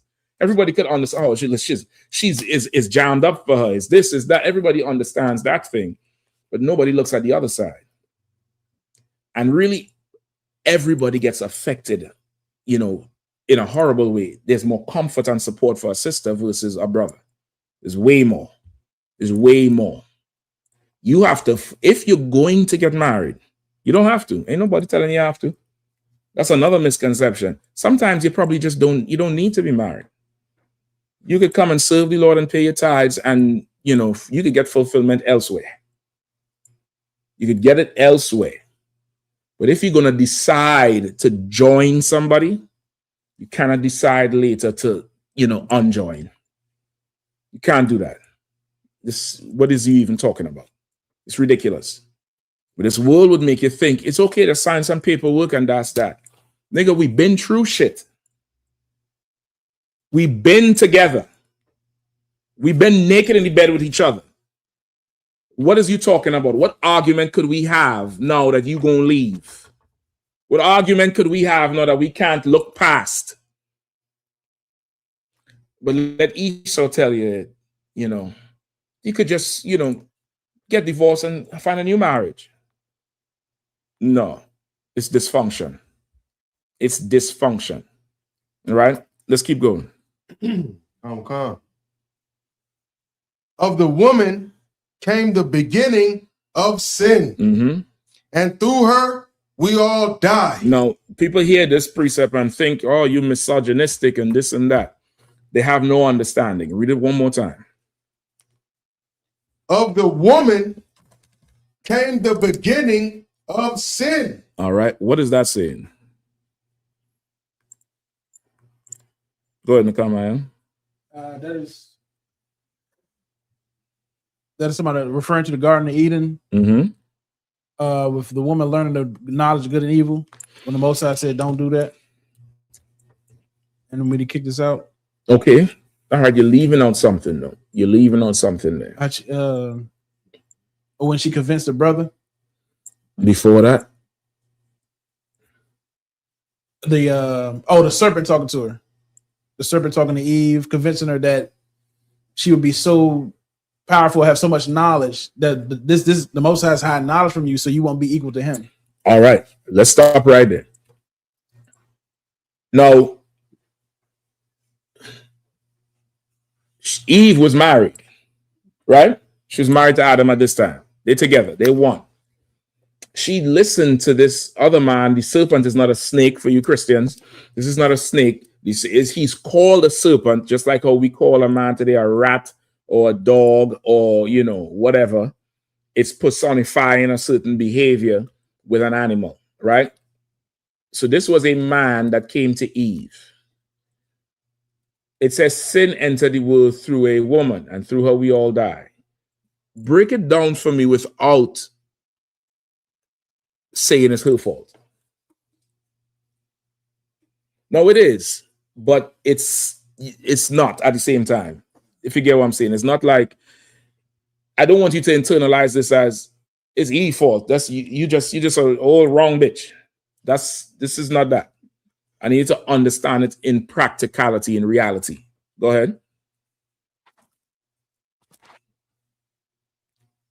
Like if I may, best I can say, like he wasn't in control of his household. You answer it. You answer it. He wasn't in control. However, there's still some responsibility with her. Go ahead. It says, of the woman came the beginning of sin, and sin is transgression of the law. Mm-hmm. Other than her transgressing the law, which is sin. That's true. Okay, but tell me how it happened. That's what I'm trying to get to. How it happened. Adam wasn't there. I don't. Was Adam? No, he wasn't. So he wasn't there to keep her. Are you going to be everywhere your woman is? She going to be unclean at some time, Go ahead, Isaiah. She let herself get influenced. You want it. You want it. Because I guess she didn't have enough faith in Adam. Let's stop. Let's take that there. Come on, sis. Let me hear one of the sisters. Go ahead. The man, the snake, went to the weaker vessel. He didn't go to a weak vessel, though. Weaker. He went to a weaker, but he didn't go to a weak one. Right. It's more what he's saying. It has nothing to do with being the weaker vessel. Mm-hmm. The weaker vessel still has strength. It just can't take as much as the strong vessel. Go ahead. Can you repeat the question so I can? You know the question now. I ain't repeating a goddamn thing. I don't even remember what the fuck I said. This year is brain rot going on right now. Okay, so I was gonna say Adam didn't make Eve realize that if you don't listen to me, people die. Sin came into the world through the woman. She ain't got shit to do with Adam. Adam get charged anyway because he's the man. It's what he's saying. Come on. Jeremiah would say, he told me if your rib does not honor you, you want it. So if she does not honor you, she will listen to other men or other. That's it. Eve listened. That's it. Listen. As a woman, you can't listen to every fucking thing. You can't. Everything could make sense if you listen long enough. If you're in a room with dog shit, as soon as you walk in, you're going to smell it. Stay in that room for a day. You ain't going to smell it. That don't mean the shit ain't there. If you listen to anything long enough, you can start to believe this shit. As a sister, you can't listen to nothing. And if you listen to anything, you have to cross-reference it with your husband. You're going to have to come to him and hear his opinion. Why? Why? Very simple. Why do you need to get his opinion? It's very simple. Come on, Shaprat. Because she's supposed to desire what her husband desires. That's true. It's a little bit more simple than that one. Let me get that one. I'll come to you in the comment. Sir, if I may, because he's her head. You right. You right. I'll take that. Something else. Come on. Same thing. Yahanna. Because we're naive. That's true. That's a good answer. But okay, this thing here would make you not naive if you could understand this thing. Not going to him is because you're naive. You're nigh unto Eve. But to not be naive would mean you do go to him. But the reason you go to him is what I'm asking. You know, take a shot, no sweat. Because you honor her. That's true. But there's something else. There's something else, and it gets overlooked because you don't take shit serious at all. Everything is a fucking game. Go ahead, raise your hand. Your hand up or down? Go ahead. Salah. Does it have to do with the emotional part? Not. It's kind of the same thing. Where it's just taking the order, the structure, or the rank. I mean, the order as serious, or knowing that he did protection. You that shooter now. I'm gonna hit something. Sir. Go ahead. God, sir, because y'all won at the time now. You all are one. That's true. That's true. But there's something else, brother, that because there's no value for this thing, it's easy to throw it the fuck away. Because there's no value for this thing, it's, you know. Go ahead. Who had a hand? Come on, Yahanna. Because you have brotherhood. Say that again. Is it because you have brotherhood? I can't take that. This one's a little bit more. If I give you the hint, you're gonna get it. It's just more simple. Go ahead. He said because he is her head, right? Mm-hmm. And I want to piggyback off that. Mm-hmm. He is closer to the Lord, like that. His opinion will come. That's true, but there's something that don't involve the Lord. Okay. It's something. There's something else that's just. Come on, Shaprat. Last one. Just respect. Give me Deuteronomy 22 and 29. Real quick. All right. Because we'll be over here playing musical chairs on this damn question. You know, whoever got it, read it.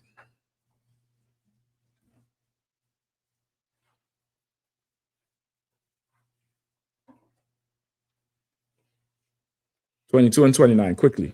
It's the book of Deuteronomy, chapter 22, verse 29. Go ahead. The man that lay with her shall give unto the damsel father 50 shekels of silver, and she shall be his wife. Right. This is for if you don't go to the father first. You start talking to your sister. She ain't pressed you to go to her father. You done had sex with the broad. You done had sex with the broad and they be found out. That's what it says in 28. If he lie with her and they be found, meaning they can't now come and try to. He done had sex with her, then he go to ask the father to court her, try to do the right way to not be found. They don't get found out. He had to pay a fine now, and on top of that, I believe the father still had to call a price. Let me finish, all right? And she shall be his wife because they done laid it together. Remember that. She's his wife because they done had sex. Go ahead. Because he have humbled her. Because what? Because he have humbled her. Because he what? Humbled her. Uh-huh. He may not put her away all his days. He may not put her away all his days. Why he can't put her away? Because he had sex with her. Because he had sex with her. Because she allowed him to have sex with her. He humbled her. You understand? That sex you all have, brother, it means something. This is something you're giving to a man, you're not giving to anybody else. This man seen you in a way nobody else has. He's heard you in a way nobody else has. Now you bring in something that some fucking nigga told you on the street, and I'm supposed to change my life for it? You was naked last night. You understand? That sex is very serious. It's a binding thing. We won now, woman. Brother, you won now with her. You're one. You're one in this thing. If she's not humble, she is full of pride. She's bold. And what another nigga has to say fucking matters. Not me. Not what I got to say. Last night you was hollering. But now I got to listen to who? About what? Now, I'm not saying you can't bring an idea, but Eve sold it to Adam as if this nigga is who? You get the point? You're going to have to protect this house too, woman. You're going to have to close the window if I'm closing the door. You understand? If I'm closing the door, close the window. If I'm checking, for leaks, go check and see if the stove is on. You're going to have to lock this thing down just like me. You can't let something come in. Nothing could come in. This fool come today about this shit here. He say if we do this, we could do that. What do you think? This is some bullshit, baby. You sure? Yeah, don't even sweat that. I checked this out. Something. You sure you don't want to do it? Nah, fuck it. All right, cool. That's how that thing works. It don't work no other way. It starts to work another way. It's the beginning of the end. It's the beginning of sin. It's the beginning of the end. You get the point? But nobody values sex no more. That's why it's so easy to have. See how sex is so easy to have? Because it's like popping a mint. It's like drinking water. It's so easy now. It's lost its value. When this thing is a valuable thing, it's something that it literally means something. Like, you see, like how the college educated broads think that degree means something? That's sex. You having sex with a man, one man, bitch, you valuable. There's a value to you. I'm Tawab. There's a value to you that nobody else has. You get the point? There's something with you. That thing between you and him, it's so strong, brother. There's, till this day, they do studies on animals, on if it is that they, what do you call it? Oh boy, the life partners in certain animals. They do studies about it because that union means something else. You get the point? Let's keep reading.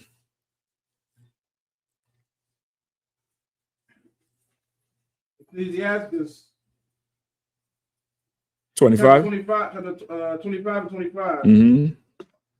Give the water no passage, neither a wicked woman liberty to gad abroad. Mm-hmm. What does that mean?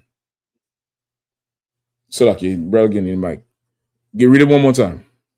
You gotta use the mic, dog. Ecclesiastes chapter 25 and 25.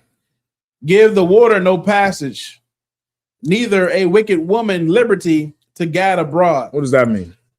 Give the water no passage. So, I'm saying, just imagine some flowing water, but you're not allowing it to flow. Because flowing water does what? It can drown. It causes damage. Okay, come on. Water alone causes damage. Moving water causes erosion. If you let that water just run, you see it in a sink. You see it, water dripping. It starts to eat away at wherever. You get the point? Flowing water causes damage. Go ahead.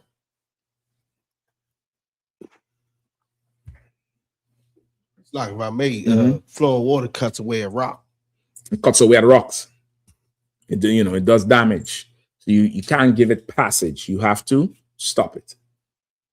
Same way. Go ahead. What is going to say? Same way. You're breaking it down? Oh, Quickly, please. Pass that mic. So that's why they have like dams and stuff like that, or stuff to block the water. So it doesn't do damage. So it does not damage the land. And as they block it, what do?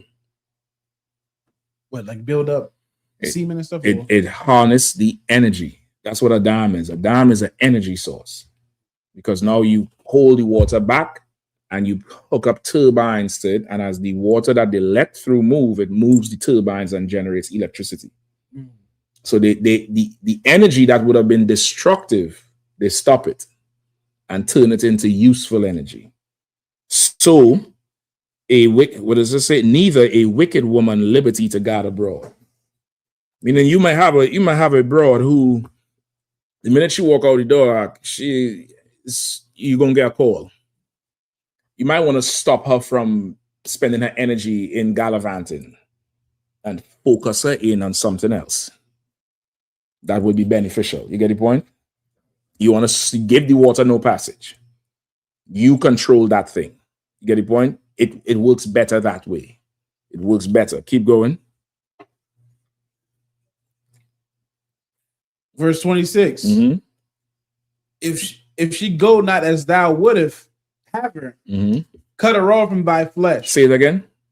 That last part. Cut her off from thy flesh. Say it one more time. Cut her off from thy flesh. Why is it saying cut her off from your flesh? Why did they word it like that? Because you are one. She's part of you. She's part of you now. She's part and parcel of you now. It's not something you could do easy. Keep going. And give her a bill of divorce and let her go. That's it. Divorce is lawful. There you have it. Right? Class done. Shapati, the announcements? Right? This was at one time, Mark. This is not how it's supposed to be. Right? If she don't want to go as you go, you want to cut her off from your flesh. Give her a bill of divorce. Right? Now, people would say, here, this is where it is. But let's get the understanding of it, all right? Let's see what Christ said. Now, this is after, Christ is after the Apocrypha. Give me Matthew 5 and 27. No, not 27. Hold on. 31. Go ahead. Bakwash, your brother want to read. That's the one. Go ahead. Sir, if I may. Go ahead. The book of Matthew, chapter 5, verse 31. Go ahead. It hath been said, whosoever shall put away his wife, let him give her a written, give her a written of divorcement. Writing of divorcement. Right? That's the bill of divorce, right? Moses gave that in Deuteronomy 24 chapter. If they have any issues, let the brother give her a bill of divorce. Why didn't it say her give him a bill of divorce?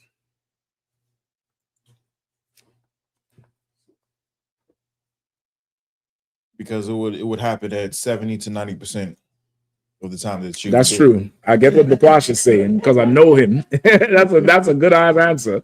Break it down in layman's terms out. Because the woman will always go through the back door. Okay, she has the propensity to, because she is the weaker vessel. That's not the answer I want to. That's not the answer I want to. Okay, Maya? You made that contract with her father. She's your property. She's yours. It really is, it's few things that could dissolve this marriage. Right? Go ahead. Just like you were saying in Ecclesiastes, if she doesn't go your way, because just like she would come and ask you your opinion, you know what I'm saying? If things not flowing the way that the man is leading it to be, he would make that decision because that's not going the way she thinks. It's not supposed to be like that. We're about to read it, but that's what it's getting to, right? He would give her a bill of divorce. In the UPK, that's part of it is still honored. How is that honored? Might be a little too vague, I'm asking. I'm gonna just give it to you. You meet a sister. What do you do? What do you ask? Are you married? Are you with anybody? I'm just talking. Are you having sex with this person? Yeah, but not anymore. Let me ask him. You have to ask that man. You have to hear from him. I want nothing to do with that bitch. She's a headache. That's yours now, bro. Thanks. You want to hear that. If he doesn't tell it to you, as far as you concerned, she's married. I don't care what she says. It matters what he says. You get the point? It has to matter. It has to be like that. Keep reading. Okay. But I say, so okay, I think that's the one I want to listen. You want to get no sweat? It's up to you. Huh?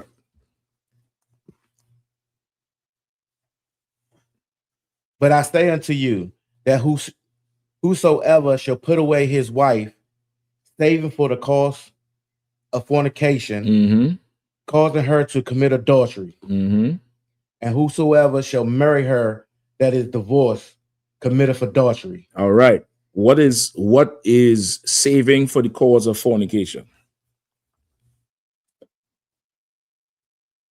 So like, go ahead, Nassau. If she been with somebody else, if she committed adultery, if she whored on him, meaning if she had sex with another man while she was with him, meaning if she let another man what?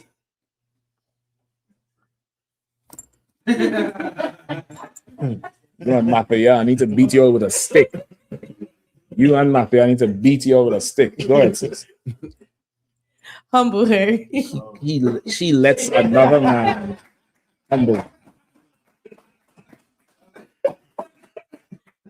Man. Trying to make the class a little classier. You're right. But humble her is different. Like you let this nigga humble you. That's a different thing for a man. It's a different dynamic. Like a woman, she'll get angry at you for getting another woman. Why? Because this woman humbling you? No, she know you humbles people. She knows that about you.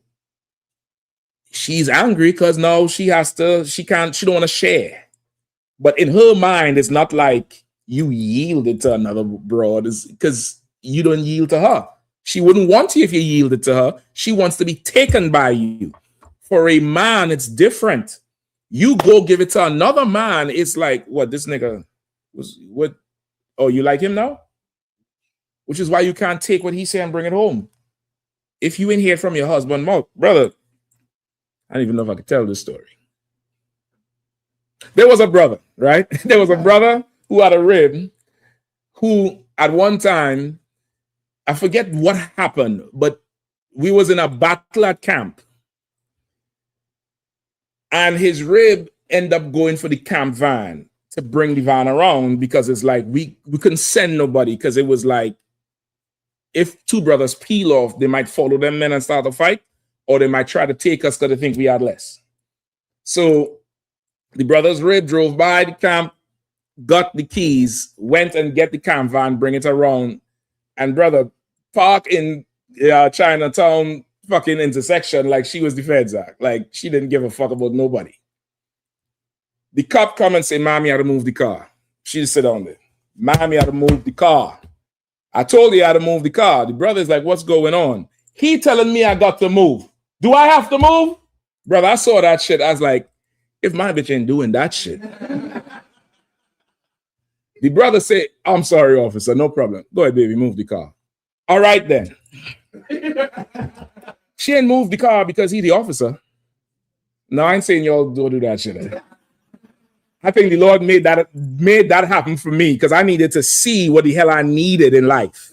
I wasn't going over none of these old chicken head ass broads. I need a broad who would defy any man if I didn't say okay. You get the point? Now with that, who's breaking into my house? Who's coming in? Nobody. No, she could have got locked up. Fine. Her husband didn't say okay. You get the point? That's the extreme to go. That's the level you had to go with that thing. And then the husband come and bring everything back temperate. Now he put her, okay, no problem. Yeah, you go ahead. Do your thing. You understand? That's where you had to go with this shit up. Right? Hold on. Give me Mark 10. Hold on, we finishing on this one? Right. So you could only put her away for adultery. That's the only thing that ends a marriage. And only a woman can commit adultery. You get the point? To the point that it ends a marriage. You understand? Mark 10 and 5. Give me Mark 10. Not 5. Start at 4. Hold on.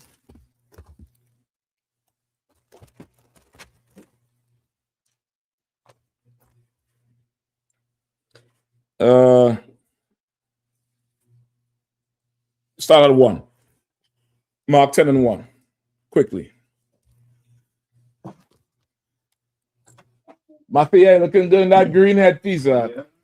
Mafia, boy, looking good in that green now. I see that color in there, brother. He's like, fuck this black. I'm done with the black. I've been on the wall too long. Go ahead. This is the book of Mark, chapter 10, verse 1. Mm-hmm. And he arose from thence and cometh into the coasts of Judea. Mm-hmm. By the farther side of Jordan. Mm-hmm. And the people resort unto him again. And as he was wont, he taught them again. Mm-hmm. Verse 2. Right? And as he was wont, meaning as he was accustomed. Want is Old English language for accustomed.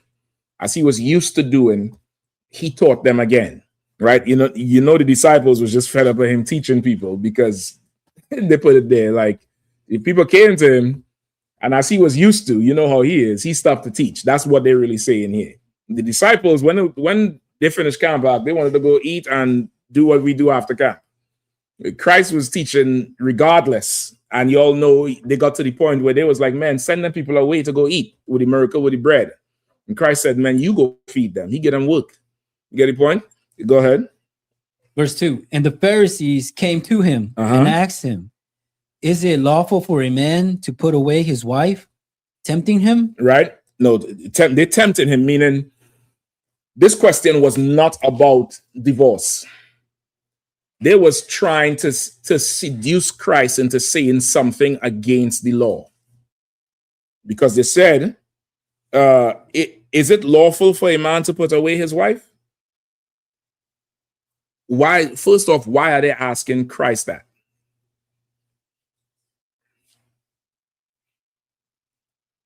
To be able to accuse himself. Well, that's the seduction part, but there's another part. There's another part, and you'll see it in the New Testament. By what was said, there's something that's unsaid. They're trying to stifle him in a way to, like, I guess, it's the same thing. That's the same thing he's saying, but there's something else. Who knows? Go ahead, sis. Is it because he taught them that they can't? Exactly. Give her a hand. Like what's said is also accompanied by something that's unsaid. They're asking him, is it lawful for a man to put away his wife? They're asking him that because he's teaching that nobody should divorce. You get the point? He's teaching that thing. In the New Testament, especially when they come to ask Christ something, ask yourself, what was he saying to prompt this question? Why does this question come up? If it's lawful, if Moses put it in the law, why are you asking him now? Unless he's saying you should not do it. So they're trying to get him to say something against Moses' law so they could stone him. That's why they say tempting him. Keep reading. Verse 3. And he answered and said unto them, what did Moses command you? You see, now he done peeped the whole thing. So he asked them, what did Moses say? What does the law say? Go ahead.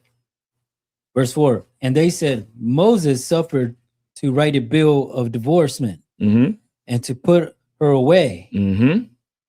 Moses said you could write her a bill, you could write her a writ of divorcement, and you could put her away. Go ahead. And Jesus answered and said unto them, for the hardness of your heart, he wrote you this precept. Mm-hmm. Verse 6. But from the beginning of the creation, God made them male and female. Mm-hmm. For the cause shall a For man this cause. Salakia. For this cause shall a man leave his father and mother and cleave to his wife. And cleave to his wife. Go ahead. Verse 8. And they twain shall be one flesh. Mm-hmm. So then they are no more twain, but one flesh. Mm-hmm. Verse 9. What therefore God hath joined together, let no man put asunder. You understand? So he's saying, yeah, Moses wrote this, but from the beginning it was not so. The two become one flesh. Now hold right there. Somebody else go back. Matthew, pull the last one we had in Ecclesiasticus with the bill of divorce, verse 26. Go ahead. You have it? Go ahead. Book of Ecclesiasticus, chapter 25, verse 26. If she go not as thou wouldest have her, cut her off from thy flesh. Say it again. Cut her. Cut her off from thy flesh. The two become one flesh. When you decide to open your legs to a man, you no longer an individual. Brother, you decide to go into a woman, you no longer, you just multiplied yourself. Divorce is literally cutting a part of you out. Now, what hurts more, the arm that's cut off or the person without the arm? I'm just asking y'all. I just want to know what hurts more. All right. There's no way for me to know if this arm hurting, but I do know if I lose this arm, I'm going to hurt. And even when the wound is sewn up, even if they put a prosthetic arm, there's some called phantom limb. That bitch is mine now. She's mine. Find yourself another woman. We have problems. We're going to work this out, motherfucker, but you ain't going nowhere. Get the point? That's the spirit behind it. Now, Esau comes in and she lets Esau humble her mind and her spirit, and she serves this man a bill of divorce. He is going to kill somebody, brother. Not all men are the same. Not all men will drink themselves into the bottom of a bottle and go away in darkness. Not every brother will fade into the shadows and you'll be able to make posts on the Instagram talking about you living your best life and you're wearing heels and tight clothes and all kind of shit you wouldn't do for him. And now you move on. Not every brother is going to do that. I want you to understand that, sis. I want you sisters out there, I want you to understand that. And you're playing Russian roulette with it because he's a man. And brother, not every sister is going to be down with you thick and thin. It's all in the choosing. You're going to have to choose. And if you already made the choice, then you already made the choice. You understand? If you already made the choice, then you already made the choice. This is not a car you could return. This is not that thing. This is not a shoe you could return. I don't like how it fit.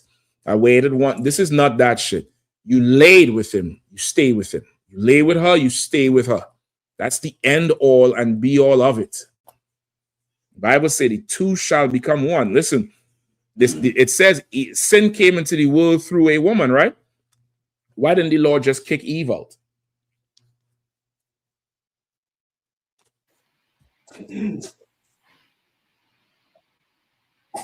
It says, what therefore God hath joined together, let no man put asunder. She sinned, brother. You had to go with her. That's that. She effed up. You got to go. You remember the class when Jeremiah Hyman say, if you let your wife drive drunk and she get pulled over, you had to jump in the driver's seat. You got to go to jail. You remember that shit? I know there was a few faggots who heard that shit and said, not me. I told her not to drink. But yet still, if you make it home, you want sex from her. You fucking faggot. So long as sir, if I could. Yeah, where's the gay? Where's the gay? Thank you. God damn it.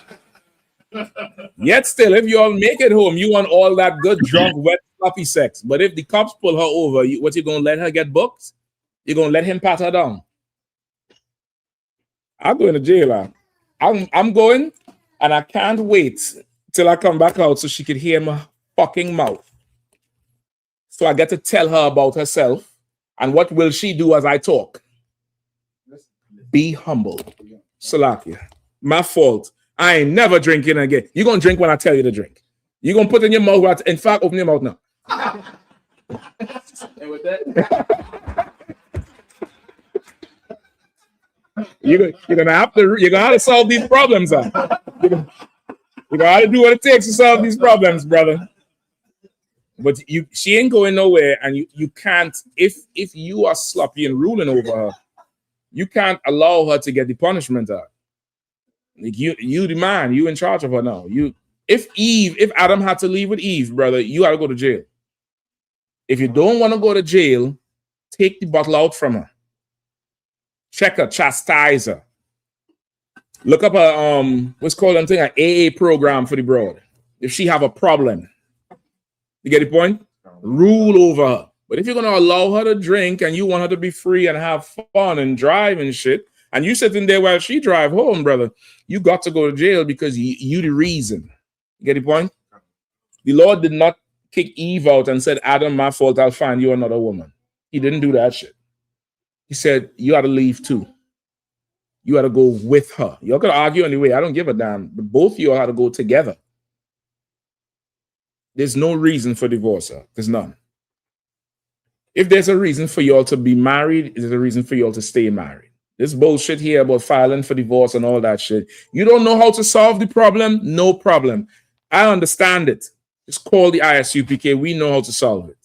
We know how to solve the whole problem. There's brothers in here, 3-4 marriages, 25 years, one, 10 years, the other one, 2 years, the other one, and everybody going down the same road. We know what we're doing. We understand this thing way better than you. Call for counsel and save your life, brother. You ain't got to go down that road. Somebody else had their hand up? We good to go? Let's get back to, what time we have? 9:15. Give me five more minutes. Give me, all right, so where we at? We finish this. So for the hard, okay, that's the point I wanted to get. They cut off the flesh, right? Moses, for the hardness of your heart, allowed you to cut her off from your flesh and give her a bill of divorce. There's always something unsaid with the thing that's being said. Why did Moses give a bill of divorce?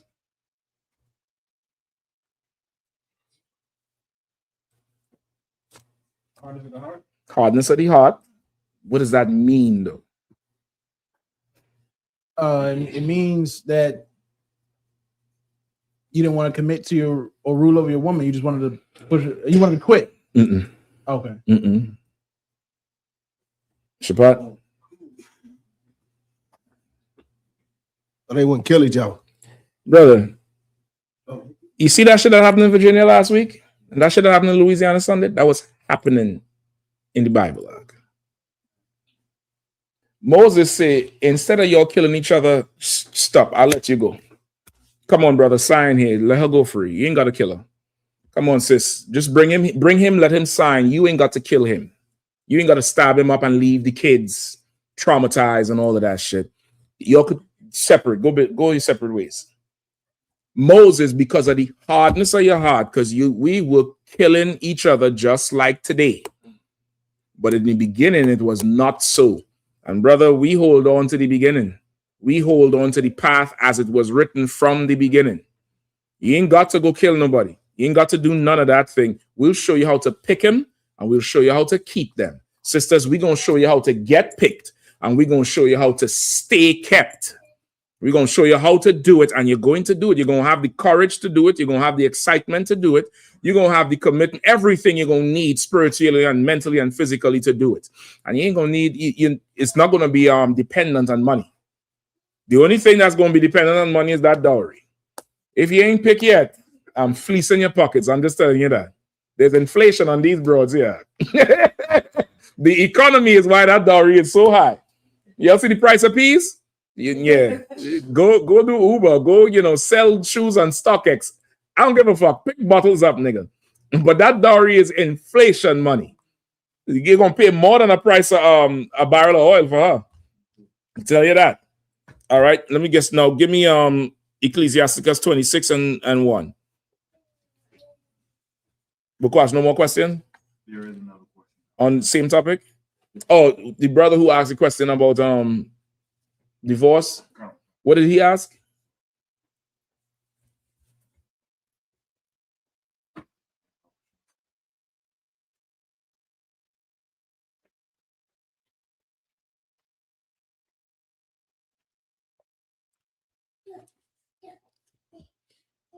No sweat. In the meantime, let's start let's read 26 and 1. Let me know when you get it, all right, Bukwash?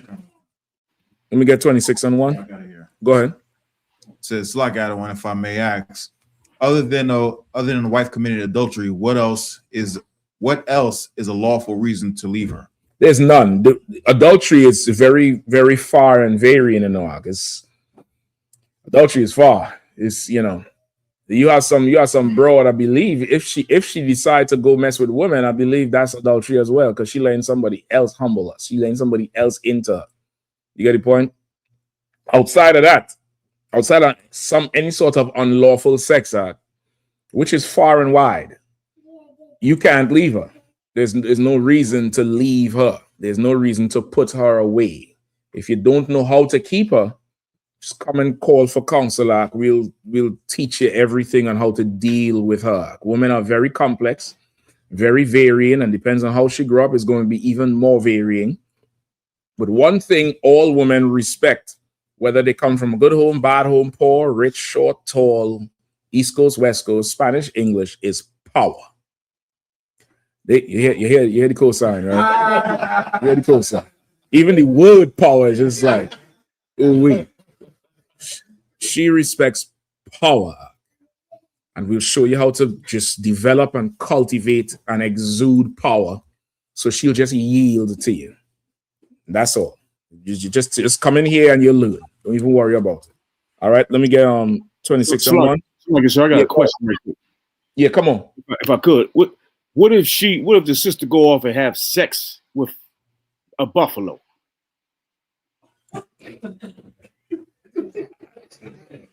I'm just saying that, but I mean bestiality. I'm just saying bestiality. I see why you wanted to end the class. Nah. I ain't sure I understand what. No, I'm just saying. What if she go off and have about? bestiality sex? Okay, no, listen. It might sound funny, but like I say, this world we living in right now. Right. You see, Sakari was having sex with the metal toy.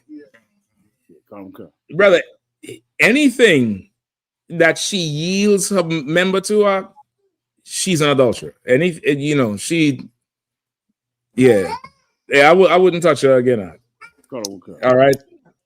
If she having sex, brother. Anyway, can we move on? We could move on, Arwadia.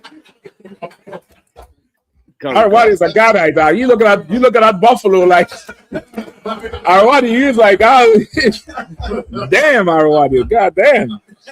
I already know you're trying to make a general call me after class. Like, what's going on in DC? These brothers talking about what the fuck? You just call the school. Just call the school. We'll handle everything. The Bible says both the animal and the broad got to be and the person got to be put to death. That's the punishment for bestiality. I ain't saying go kill nobody, but it's so heinous. The Lord said kill all of them. It's a heinous thing. All right. Let me get 26 on 1 real quick, and then we're done. Book of Ecclesiasticus, chapter 26, verse 1. Mm-hmm. Blessed is the man that have a virtuous wife. No sweat. Bukwash, you said there was another question, right? What was it? It was from Ashkawar. It says, Shalom, how about Shema Shabrakatah? If I may, sir, can I get an understanding on James 3 and 2? And many things offend all. The water, sir. All right, look, I'm gonna get to that shortly. Let me just get a few of these, and we go to James 3 and 2. Write that down because I had to go get it. All right. I read 26 and 1 again. The book of Ecclesiasticus, chapter 26, verse 1. Blessed is the man that hath a virtuous wife, for the number of his days shall be doubled. Right. These brothers' lives was not doubled. The days was not doubled, it was cut short. We under a lot of oppression with this devil here. And if there's any lesson to be learned, one, don't quit, and two, choose better. You want to choose better, and you want to raise your kids to choose better than their parents. You have to do it. If you don't raise the bar with the next generation, we're going to be doing the same mistakes. You want to know, you and your rebel, you and your husband, you all have a marriage, you all have kids. But there's things in you all that you don't want your kids to ever have or have to deal with. So you got to raise your daughter to choose better than your father, than her father, and raise your son to choose better than his mother. That his mother got to be the base. That got to be, it is up from there. You get the point? It can't be anything else. And that's, it's so manifold, because from that, you're going to get, I can never marry a white woman. I can never marry a Chinese, because that's beneath my mother. That's beneath my father. You get the point? From that is manifold. You're going to get the whole thing going to come together with the family being strong and tight. But once it's weak and raided and being violated, it's only a matter of time. Keep going. Verse 2, a virtuous woman rejoiceth her husband, and he shall fulfill the years of his life in peace. A virtuous woman rejoiceth her husband, and he shall fulfill the years of his life in peace. Now, does that mean he ain't going to ever have problems? No, he going to have problems, but his life is overall going to be peaceful, because why? Why? We said it earlier. She gives him what? Comfort. He's going to be at peace. He ain't going to be at war in the house. That leads to a ton of stress. You understand? It leads to a ton of stress. You in the house, that man there would have gave his life to defend, and you give him papers from another man talking about we're going to start to separate. Are you fucking crazy? Are you crazy? Something got to be wrong with you upstairs. Something got to be wrong with you upstairs. Give me in Proverbs. How could I forget this one? Give me the stupid woman one in Proverbs. Keep reading Arawadian. A good wife is a good portion, which shall be given in the portion of them that fear the Lord. Read it one more time. A good wife is a good portion, which shall be given in the portion of them that fear the Lord. A good wife is a good portion, and it's going to be given to them that fear the Lord. Brother, you come serve the Lord. The Lord wants you strong, so he's going to give you that comfort. He wants you able, so he's going to give you this broad to, all broads that would help. And just on the counter side, if what's said, what's not said. What is said here is that a good wife is a good portion. What's not said?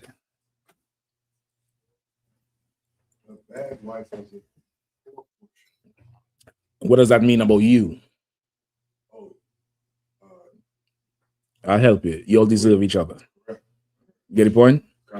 It's the plug is gonna fit. It's gonna fit where it fit. All right. Hold where you at. Give me Proverbs 14:1.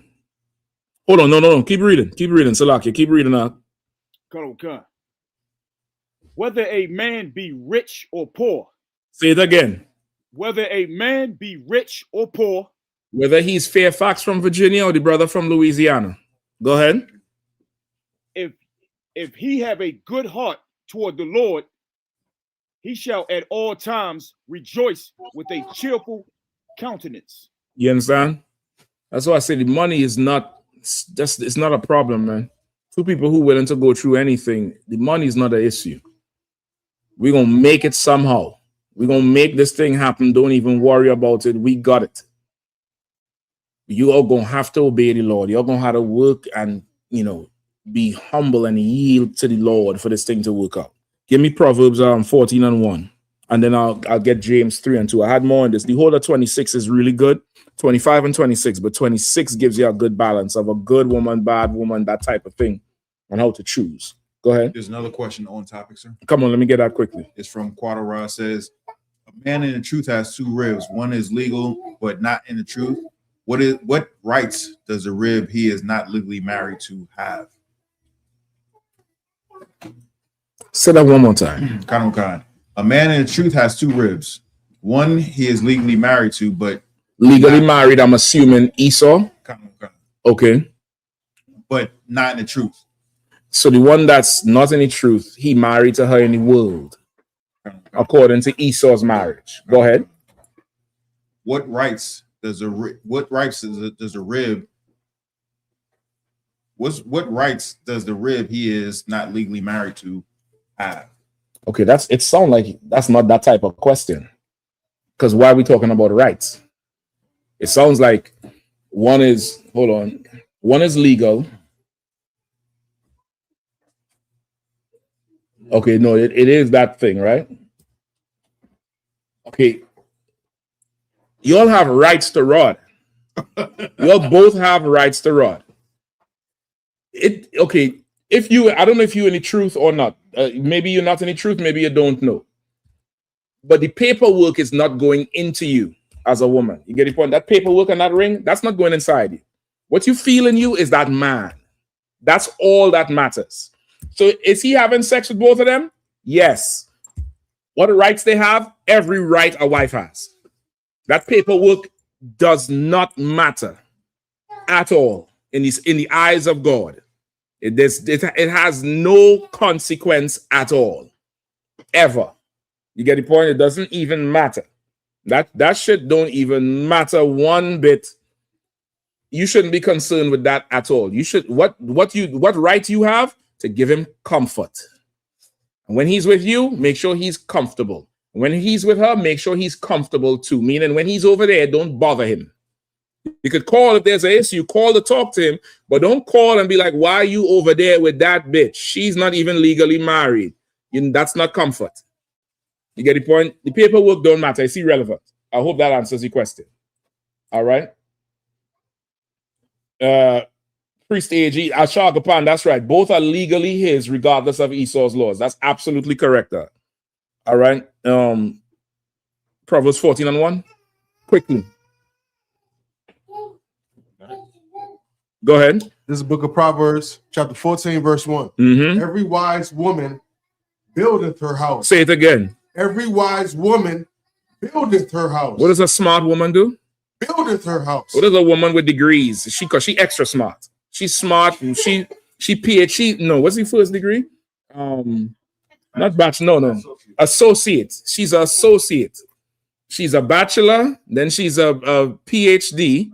She's a master. Shit. She's a master. She's so goddamn smart. And then she's a PhD. She's a FUD. She's so goddamn smart. Go build the house, bitch. Build it. That house supposed to be 4 times better than a broad who have a GED. Because you're so goddamn smart. Build it. Go ahead. Every wise woman buildeth her house. But the foolish. But the idiot. But the foolish. But the dummy. But the foolish. Woman thou art loosed. But the foolish. But the Christian. Boy, you read real good, Doc. I can't wait to get you up in Canva. I gave my hand. I ain't get that. Listen, I ain't get that timing, you know what I mean? Jeez, I just thinking of shit to say. Just thinking, but the foolish. Go ahead, Doc. But the foolish plucketh it down with her hands. The foolish plucketh it down with her hands. Meaning, not only does she let the house get destroyed, she tears it down herself. Don't do that. Don't do that. You understand? Like you have the power to really build something and to destroy something, because you really could compromise the brother. You really could destroy him. And brothers, y'all don't be a dummy ruling over these women, man. Come and get some counsel. Come and get some understanding. So she never, ever dreams of leaving. She never wants to. That would provoke you to just kill everybody out, because the rage in you is something else. You understand? With that, pass the class over to priest and officer Shapat. You about to roll? Yep. Oh, no, Salaki. Hold on. We have James. Give me James real quick. James 3:2. This is the book of James, chapter 3, verse 2. For in many things we offend all. If any man offend not in word, the same is a perfect man, Mm-hmm. and able also to bridle the whole body. I was so heavy. I was going to pull this for your earlier question, Bakwash. Read one more time. Khan. For in many things we offend all. Mm-hmm. If any man in many things we offend all. Meaning what? What does that mean? Who knows? Real quick. In many things we offend all. Meaning you could offend somebody by chewing gum. Some people chew loud. Some people chew and blow the bubbles. Until you focus in on that mouth and you just thinking about how to stop it.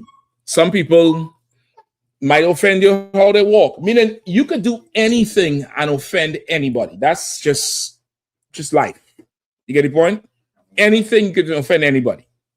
Right? In many things you offend all. Go ahead.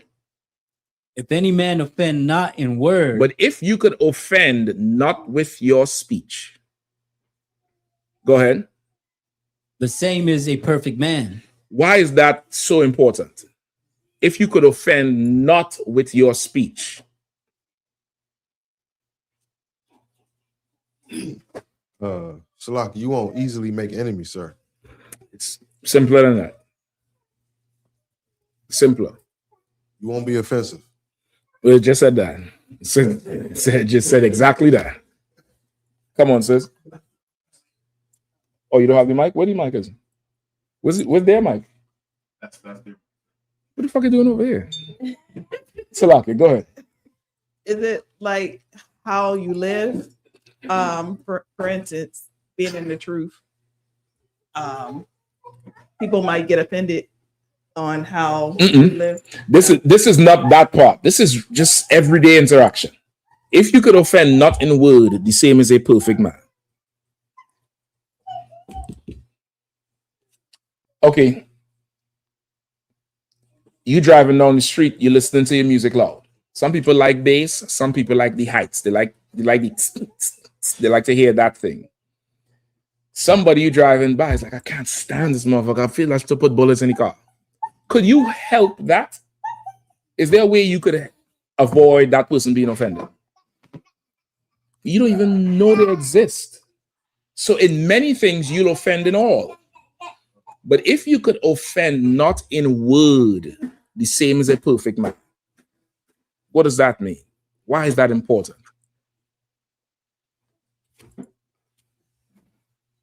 You can actually help that. Break it down.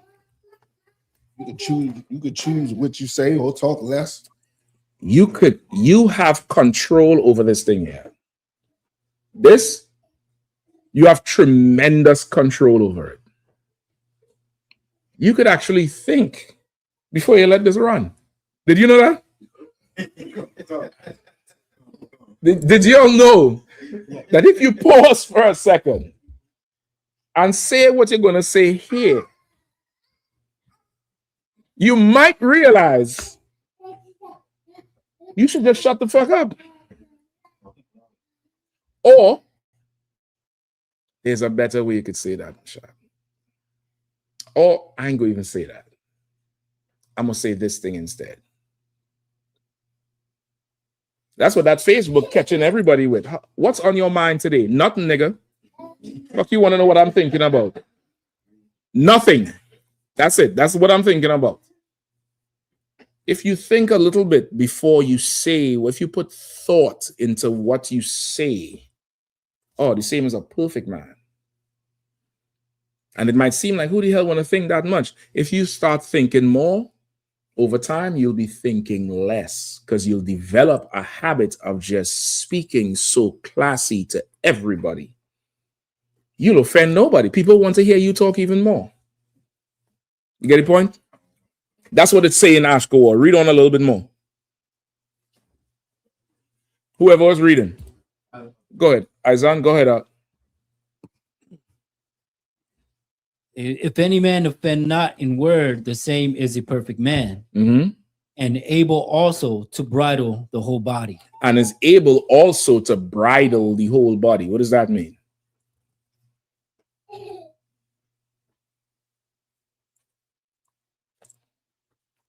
Having self-control over one's body.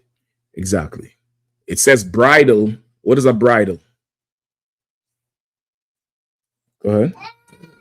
It's a bit you put in the horse's mouth to make sure. Exactly. It's parts. It's the bridle has a bit that goes in the horse's mouth, and you sit on the horse and you control the horse from the bridle. Right? Watch him with the head here. He gonna turn around and run smack into that table. Move the table real quick. I try not to have no incidents. That's it. Move it out this way. Put it over there by the yeah. That's it. Let him run free. The bridle, what they call what I think what it's called that English riding. I think it's English. I think Western is the one where you control the horse from the saddle. Where you just sit right here and the horse move left or right based on you. The English one is the reins. And that bit in that horse mouth will control the whole horse. Now, if you ever stood next to a horse, you could understand the amount of power that animal has. And what's controlling it is that little thing he's biting on. And if you could control this big animal just from his mouth, imagine how much you could control yourself with your mouth. And out of your mouth, I'll just know everything about you. You get the point? Or what you say tells me a whole lot, just like whatever this horse does lets me know what's going on here.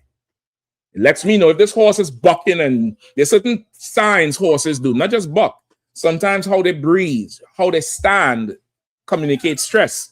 It tells you this person is not in control of the horse. You get the point? So Ashko, that's what it's saying. When you read it down, it runs down the mouth, and how much a fire a little thing could kindle. This mouth could start a huge fire if you can't control it. Even with the man and woman. That mouth, brother. God damn it. You're angry.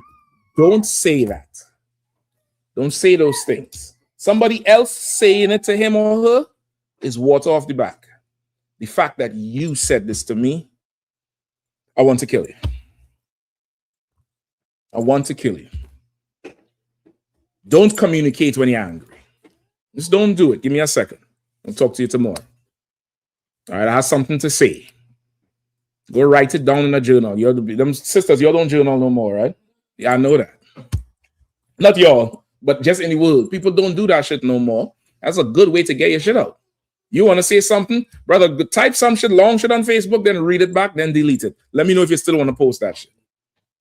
Because it's a control. You have to control yourself. You got to control yourself. Control your thoughts.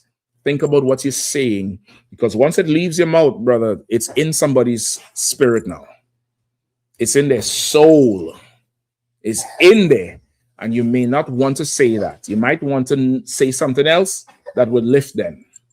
You might want to say something that will cut the demon out of them. You get the point? In a good way. So that's what it's saying, Ashko, right? You might offend in many things. You might be able to help that. You can't help those things. But the thing you can help, work hard at learning how to do it, how to use it. Because you don't want to now just be, this is something you could control. The worst thing to be is in one of UPK councils, and the brother or the sister come and say, well, XYZ said this to me. And then you hear, Mashak, did you say that? I think I said something. Did you say it, Kanola? I think Cancer. Why did you say that? And then you realize you don't even know why you said it. That's the worst thing. To try to explain something you said you had no fucking business saying. That should not have even came out your damn mouth, but you're so fucking free. Remind me to show you the precept in the Bible where the brother got punched in the mouth for talking out of turn. That's in the Bible. Brother got smoked in the mouth for what he said. Just remind me of that shit. It doesn't happen anymore. It shouldn't happen.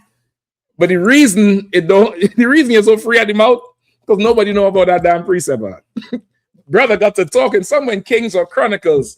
He got them iron fist to fake plow. And he spoke no more. I ain't saying punch nobody. Maybe I shouldn't have said that. With that pass the class over, prisoner over such a patayaka.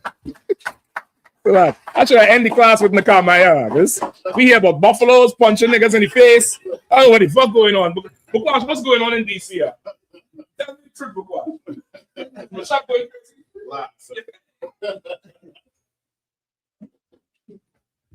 I.S.U.P.K security announcements. We at I.S.U.P.K out of 1 West 125th Street, Harlem, New York, under command of Yahanna.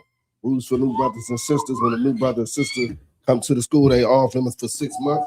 They're to be saluted only. They're here to share themselves with the world. After 6 months, if a brother or sister wants to speak to another brother or sister, they got to get permission from the head to call you. Let me start with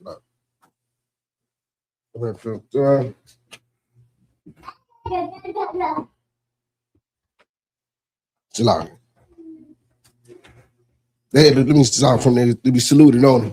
They're here to share themselves in the world. After 6 months, if a brother or sister has an interest in a particular person, he or she must get permission from the head to speak to another brother or sister. There's another 6 months in which the brother and sister will court each other.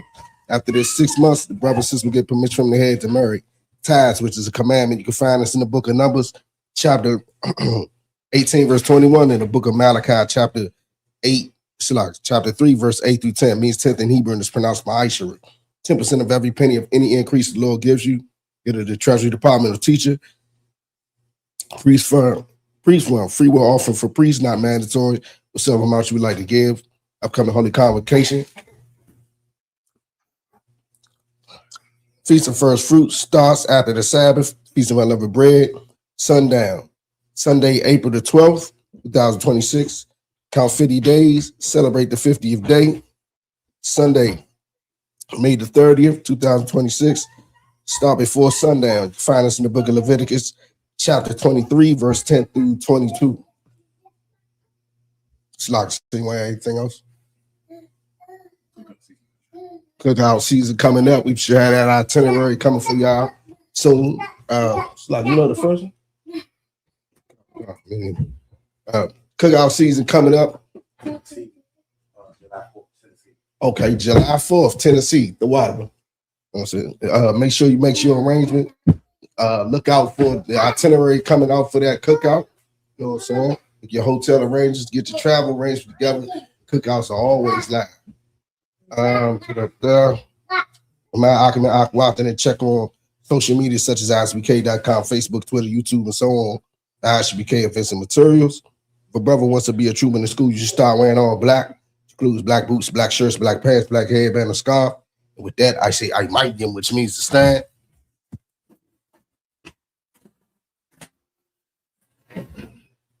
Courtesy salute to the teacher. Men of Israel, Imam Shabbat. Rock. Yeah. Y'all doing tie saw, which means to turn. This is when you may stand, hiking. Courtesy salute to the citizens, men of Israel. Imam Shabbat. Rock. Yeah.